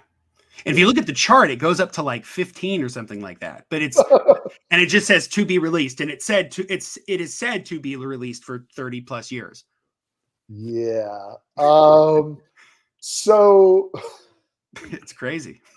Yeah, that is crazy. So while we are on LRH, it is interesting to think about. Obviously, I'm asking you to speculate here, but I think about like C.S. Lewis has this classic argument for the divinity of Jesus, where he says, well, here are the options. That Jesus is either, he's either Lord, liar, or lunatic. It's the trilemma. And because if you say he was making all these claims that Jesus was making the New Testament, if it's not real, then he was either a liar or a lunatic. And are you really saying Jesus was a liar or a lunatic, right? You can't. So, and like, and he was sort of trying to push back against the people who are like, oh, Jesus is a great moral teacher, but he's not literally God or whatever. And say, no, that doesn't work. It's only these 3. And I always thought, well, this seems like a sort of weird view of human psychology. Are these like, I think when you say people make grandiose claims and, it's like, okay, to what extent do you believe that? To what extent are you conning people? I think the answer is actually pretty often a little bit of both. And I think that for L. Ron Hubbard especially, I don't know.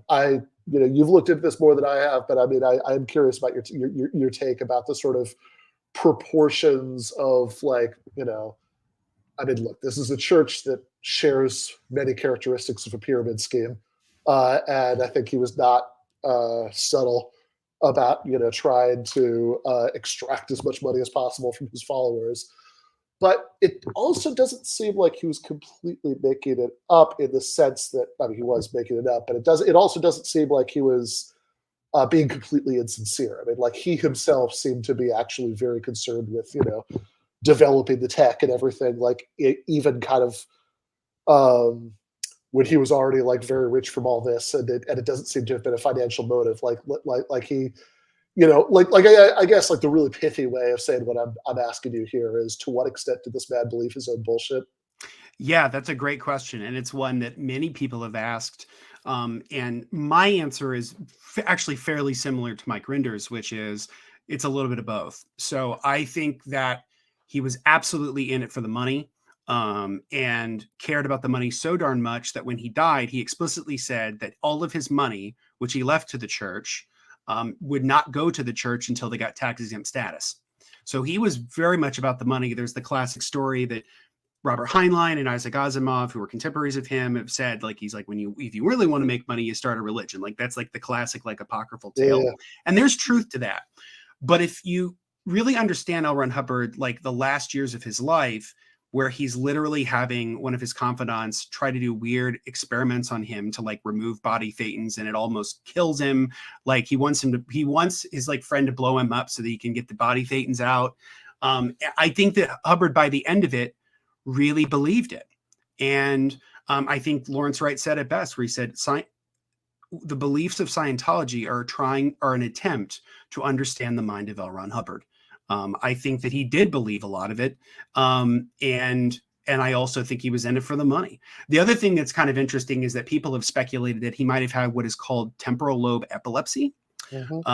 Where which some of the symptoms are sort of delusions of grandeur, hyper religiosity, hypergraphia, so like writing everything, like excessive writing. And I think there's probably some suggestion for that, but of course, there's no autopsy, but there's a possibility that that's true. So I do think it's a mix of money and true believer. Miscavige, on the other hand, I think he's just in it for the money. Yeah, that seems exactly right. So speaking of the money, Jake, do we have the Scientology very expensive clip? Scientology's journey to spiritual enlightenment is done through a series of courses that Rinder says cost money, a lot of money. 300, 500,000. That's for you to pay for your own participation in Scientology. This is why I said it's a business masquerading as a religion. Yeah. So this is like, I mean, like it kind of goes to the point earlier about analogies between Scientology and more mainstream religions that if you want to call it a religion, and that's a sort of fascinating question in itself, right? What do we actually mean by that, right? If you like, if you just believe some stuff about reality that's non-standard, right? Is that kind of enough?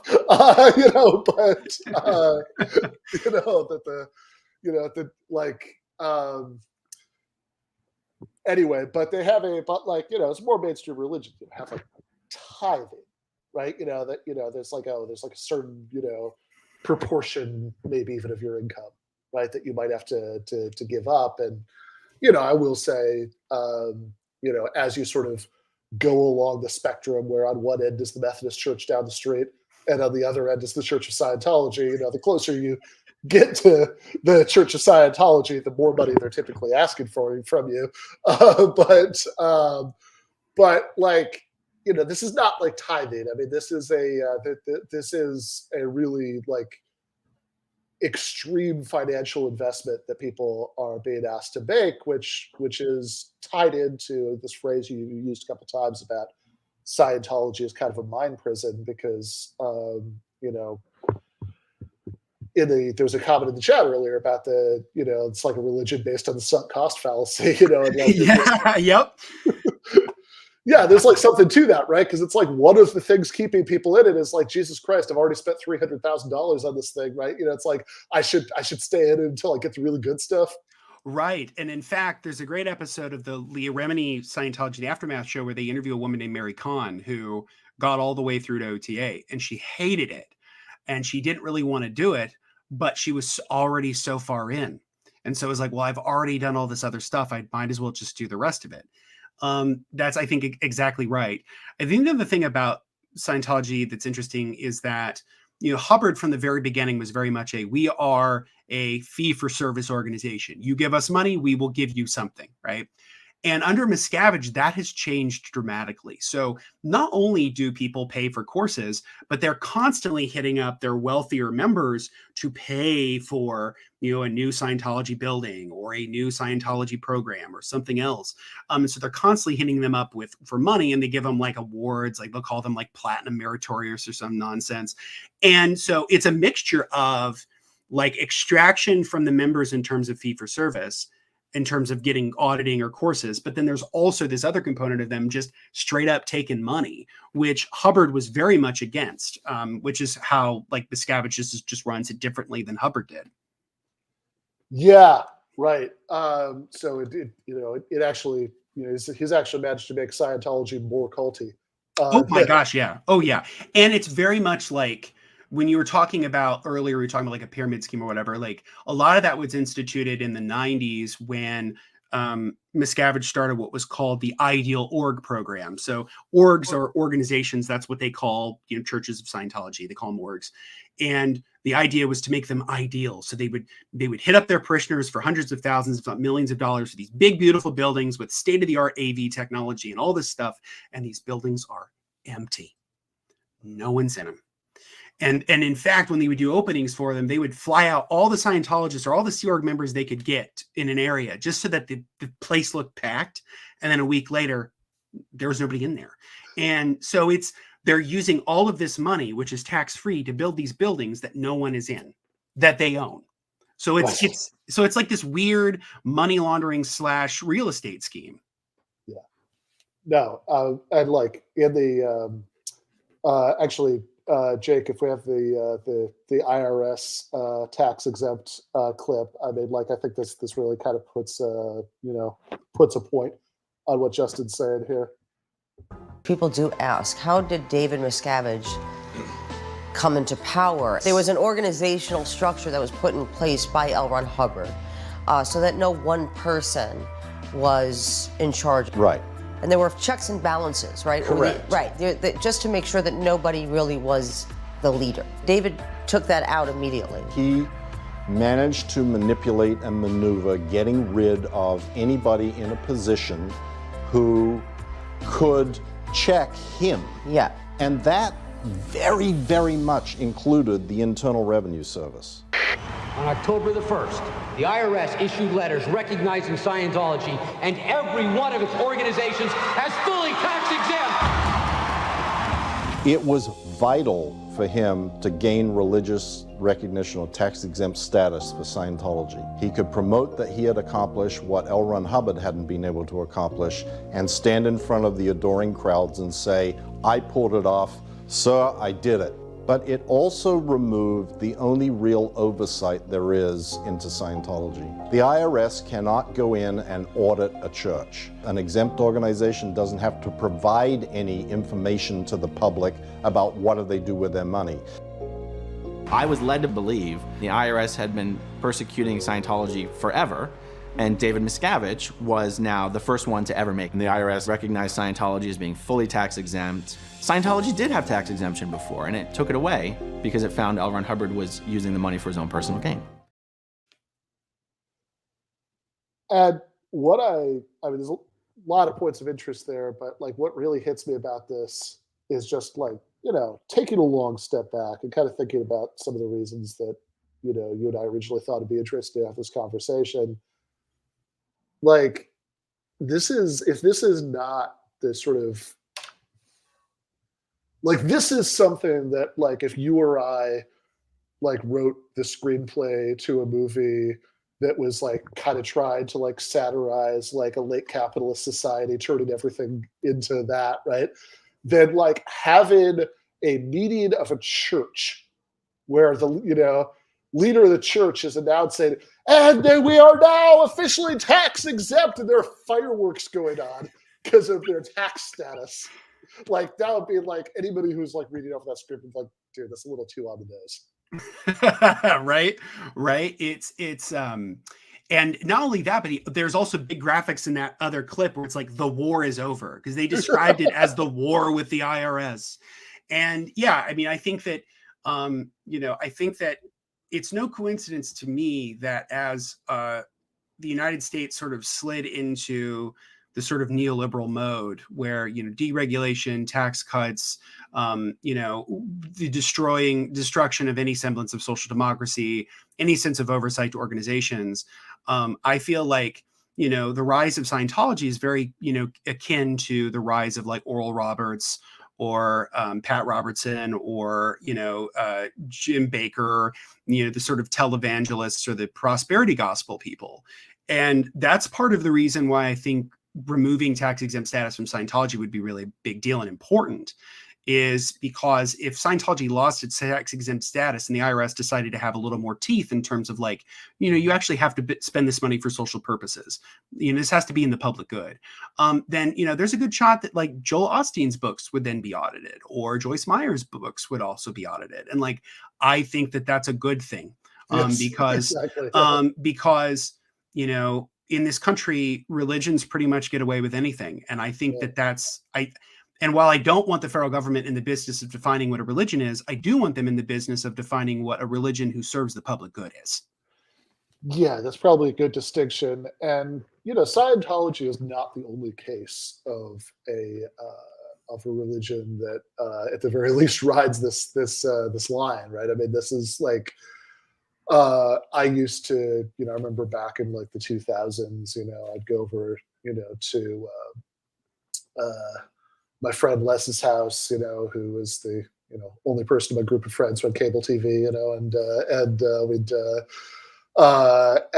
one of the things we'd do is like, we were like up late drinking or whatever, and we'd like hate watch the 700 Club. And there was, and on the 700 Club, like, Pat Robertson, like while they were doing fundraising appeals, right? It's like the phone lines were open and, get the, money and everything.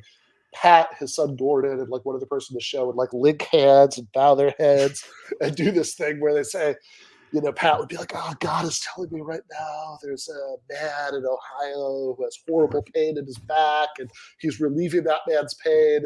There's also like parenthetically like, "Man, God can tell you as a man who's in Ohio where his pain. He couldn't give you a name or an address or social security number, nothing." Right, like like a phone number, so you can call it in if you can tell his story on air, Right. Yeah, and so it's like, yeah, this is like, this is the financial element of this, is like not subtle, and then like this, and then there's stuff that's like much worse than that. I remember like a few years later seeing like these like late night infomercials for like these prosperity gospel / like faith healing, kinds of ministries where they would do obviously faked footage of them, like helping blind people see and stuff like that. They would sell products like literally my favorite was something called the End Times Wealth Glove, which was a glove you were supposed to put on and point to the heavens and say, "I swear I'm not making this up. This is all in the infomercial. Say money cometh," and it was gonna cause you to get prosperity, from Jesus. Yeah. There was, and it's like a part of a lot of these things. It's like the prosperity gospel preacher could like drive around in a nice car and like all this stuff. It's like, and that's all great, right? Because that just shows that God favors him. Right. Like it's not even, it's not even, it's not even hypocritical. So it's like, these are, these are things that are definitely, like feel like, you're, it's the, it's like the formula from Capital, MCM, except like without the C, right? Yep. You just it's just M goes straight to M prime. Yeah. yeah. M prime. Like you don't actually have to provide anything right in between. At least like a capitalist. I mean, it is like with Scientology especially, because it's like, it's selling, like people always say, like they joke of like religion selling an invisible product, but like Scientology, it's not an invisible product. Like they give you stuff, like in the sense that like you get books, you get courses, you get all this stuff, right? And it gives you it sort of fulfills that like consumerist edge, right? Because I don't think it's a coincidence that like Dianetics and Scientology became popular in an age where mass consumer culture was becoming a thing in the United States. And so I think like it also kind of feels that itch too, for some, but then other people are just like, oh God, I have to buy the books again, and that kind of stuff. But it helps you feel like, so, we've used this phrase several times tonight, the bridge to freedom, the bridge to total freedom, which I've seen you say, would be more accurate. Like actually the metaphor they really should have used that would have like captured better the structure of what's going on is a ladder, right? That, because it's like a bridge, you just kind of saunter across, right? This is, here there are distinct rungs on the letter. There are letters, numbers, there's the OT3, whatever, that they have and so the stuff is probably important here. I mean, like in the same way, like, those prosperity gospel infomercials where, I mean, actually my favorite was, there was actually a thing where you could like literally send them money and they say, and that'll be a seed. And, so it's like you're not even getting anything. You're just like literally just sending the money, and And this stuff has origins. So I wrote my master's thesis on late 19th century religion and free thought. And there was a preacher named Dwight Moody. Moody Bible College is named after him. Billy Graham went to Moody Bible College, and he has a whole speech called "Sowing and Reaping." It's the phrase from the book of Philippians, you reap what you sow, right? And it's the origins of prosperity gospel are in something Dwight Moody wrote 140 years ago, right? Now, obviously, there might have been other earlier versions, but like the version that would become the thing that everybody kind of knows kind of starts with him as this sort of revival preacher who would go to towns and sort of, you reap what you sow. And I was going to say, in the Scientology case, though, I mean, it probably is significant, because it goes with the point about sunk cost fallacy and all of that. But you have you have to have some stuff, like you're not going to keep climbing across that ladder bridge forever, without some sense of accomplishment that like you've made some progress. So like you're not just staying in place. You guys like, no, see, I crossed this threshold. They gave me this thing for that, like here's like some tech, I've got I have at least a certificate, they have, It's a very big one too. If you hit a certain OT level, it's huge. Leah Remini has hers, and I've seen other people's where they're just these big, huge documents that are hand calligraphied on. But here's the crazy thing about Scientology, because there's basically nothing new. They will have people do things again. So like they introduced something called like the new era Dianetics. So you had to learn Dianetics again. You had to learn how to audit again. Then they had something called the golden age of tech, where they re-released all of L. Ron Hubbard's books. You had to buy those and you had to reread those again. And then they re-released new rules for the OT levels. So you had to do the OT levels again, like, because they can't sell anybody anything new. So all Miscavige can do is like figure out ways to like rehash and repackage and digitally remaster whatever Scientology can offer people. Right. It's I suppose it's the spiritual equivalent of the scene. People remember in like the first season of The Wire when they have whichever one of the gangsters it was taking like the community college business classes. Stringer Bell, maybe anyway. Heavy Howes, who's going. He asks his professor, "It's like, what should you do if like if like all you can get is like kind of a substandard version of the product." And what he ends up recommending is like, I mean, presumably he doesn't know he means heroin, but they have what he ends up recommending is like essentially they just come up with a bunch of different names for like the same thing. Oh, And yeah. so, so it's like, oh, people will imagine there's a difference or whatever. It's like, yeah, I mean, ultimately, if L. Ron only wrote 8 of these and Miscavige for whatever reason isn't himself or hiring somebody or whatever to try to do an Elrod impression and do further levels, like he's not confident, that he can pull it off or whatever. Like this is what you've got, right? I mean, it's like that. Yep. Then yeah, I mean, you're just gonna have to rebrand it forever, because it's like it's and then I guess at least once people, I guess the people who've been in long enough will eventually die off, and so they won't.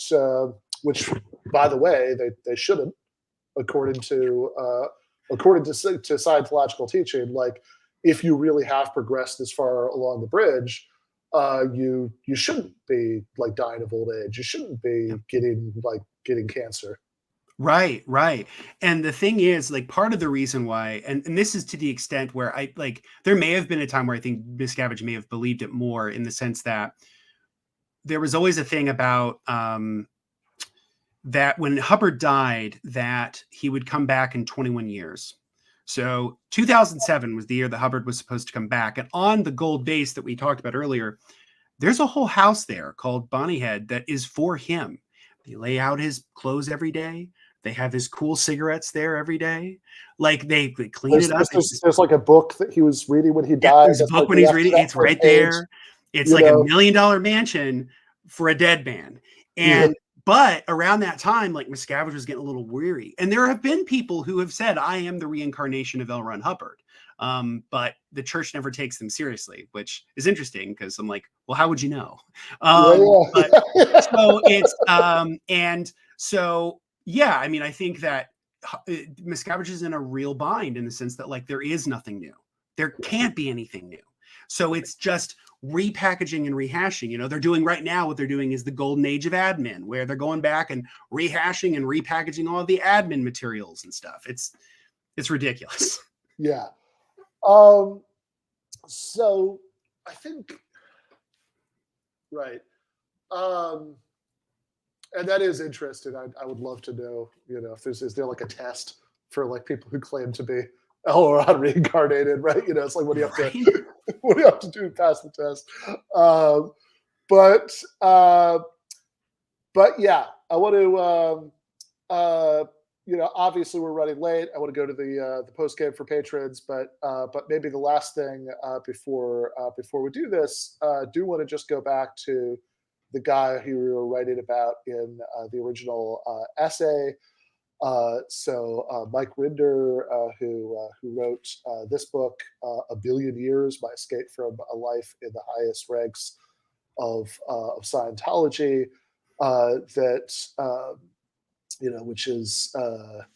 which is what you were writing about in your essay. And he has this clip where he's talking. Well, actually, Jake, I think it's this is the last one we're going to watch tonight. It's called Mike Rinder Torture. Rinder left the church 20 years later, after he says he was punished by Miscavige following a news account critical of Scientology. Rinder says Miscavige sent him to The Hole, a detention center on the grounds of Scientology's headquarters in Southern California. It consisted of 2 double-wide trailers that had been put on foundations and connected.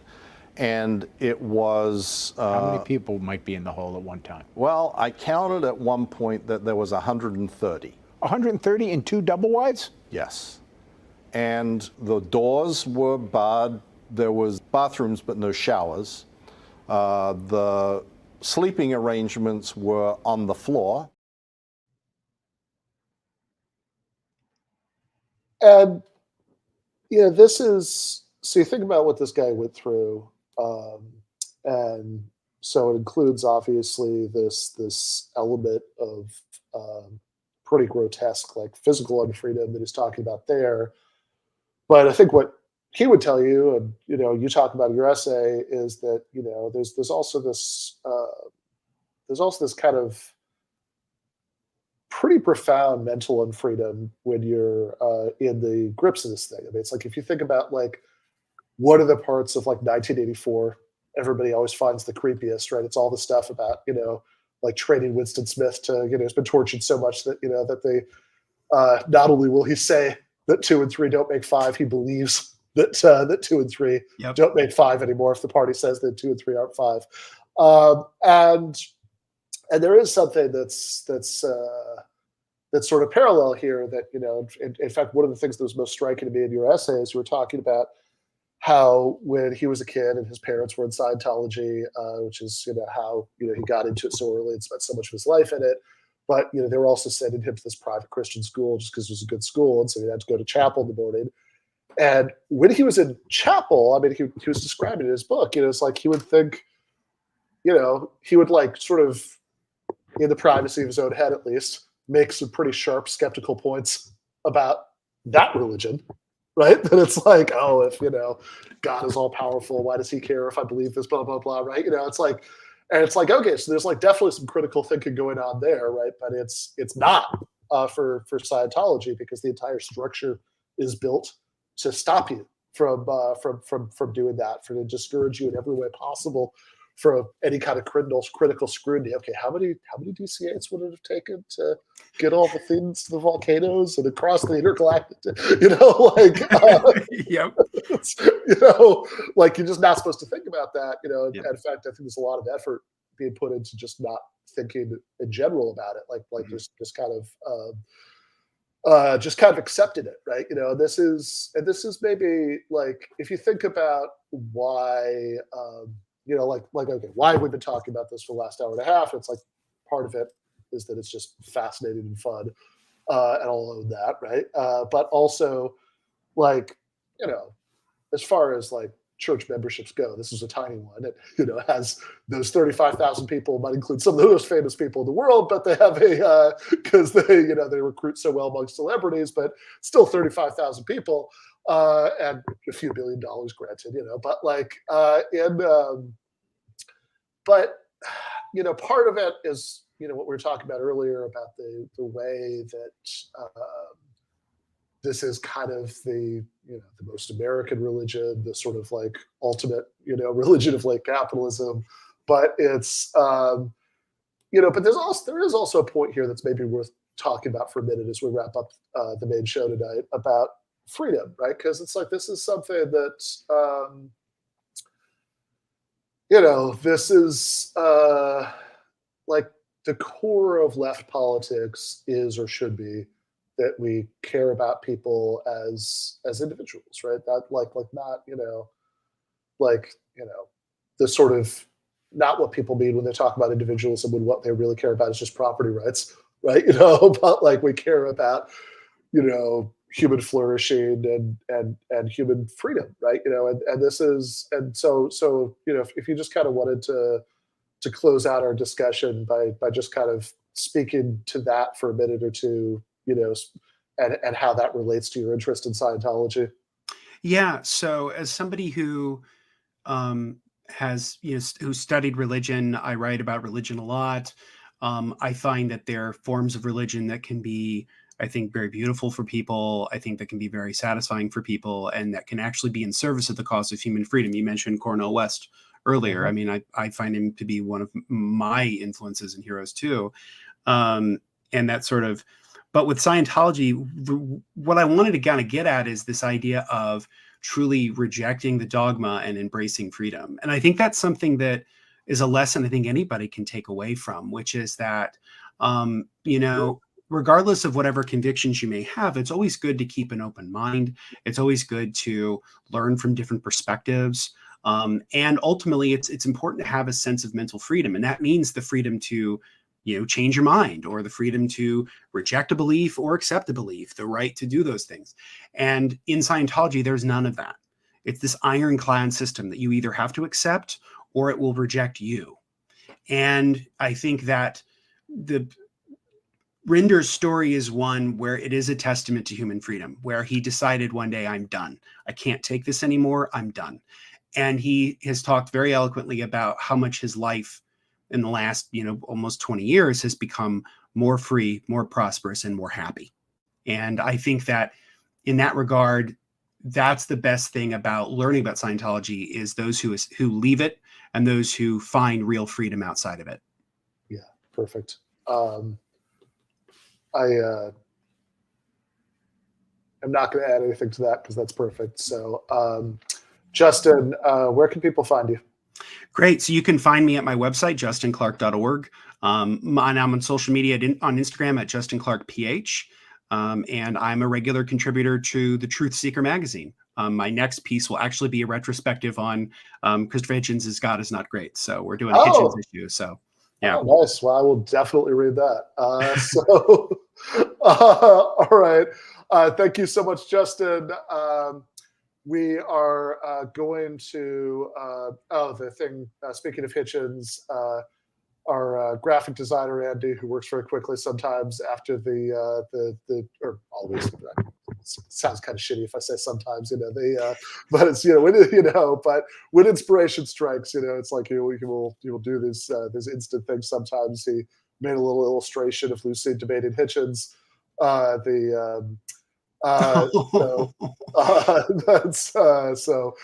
Good job. Good job, Andy. That's awesome. That's great. We're going to go to the post game for patrons. Our live show producer Jordan is going to be joining us. We're going to be talking about one of the few things that can make Scientology look sane, which is MAGA Communism.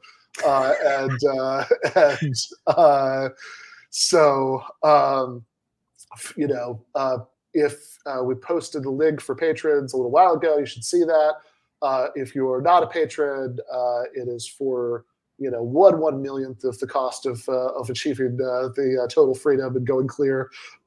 You can go over to patreon.com/Ben Burgis and join up to support the show. If you discontinue later, nobody's going to come around to your house to harass you about it. I promise.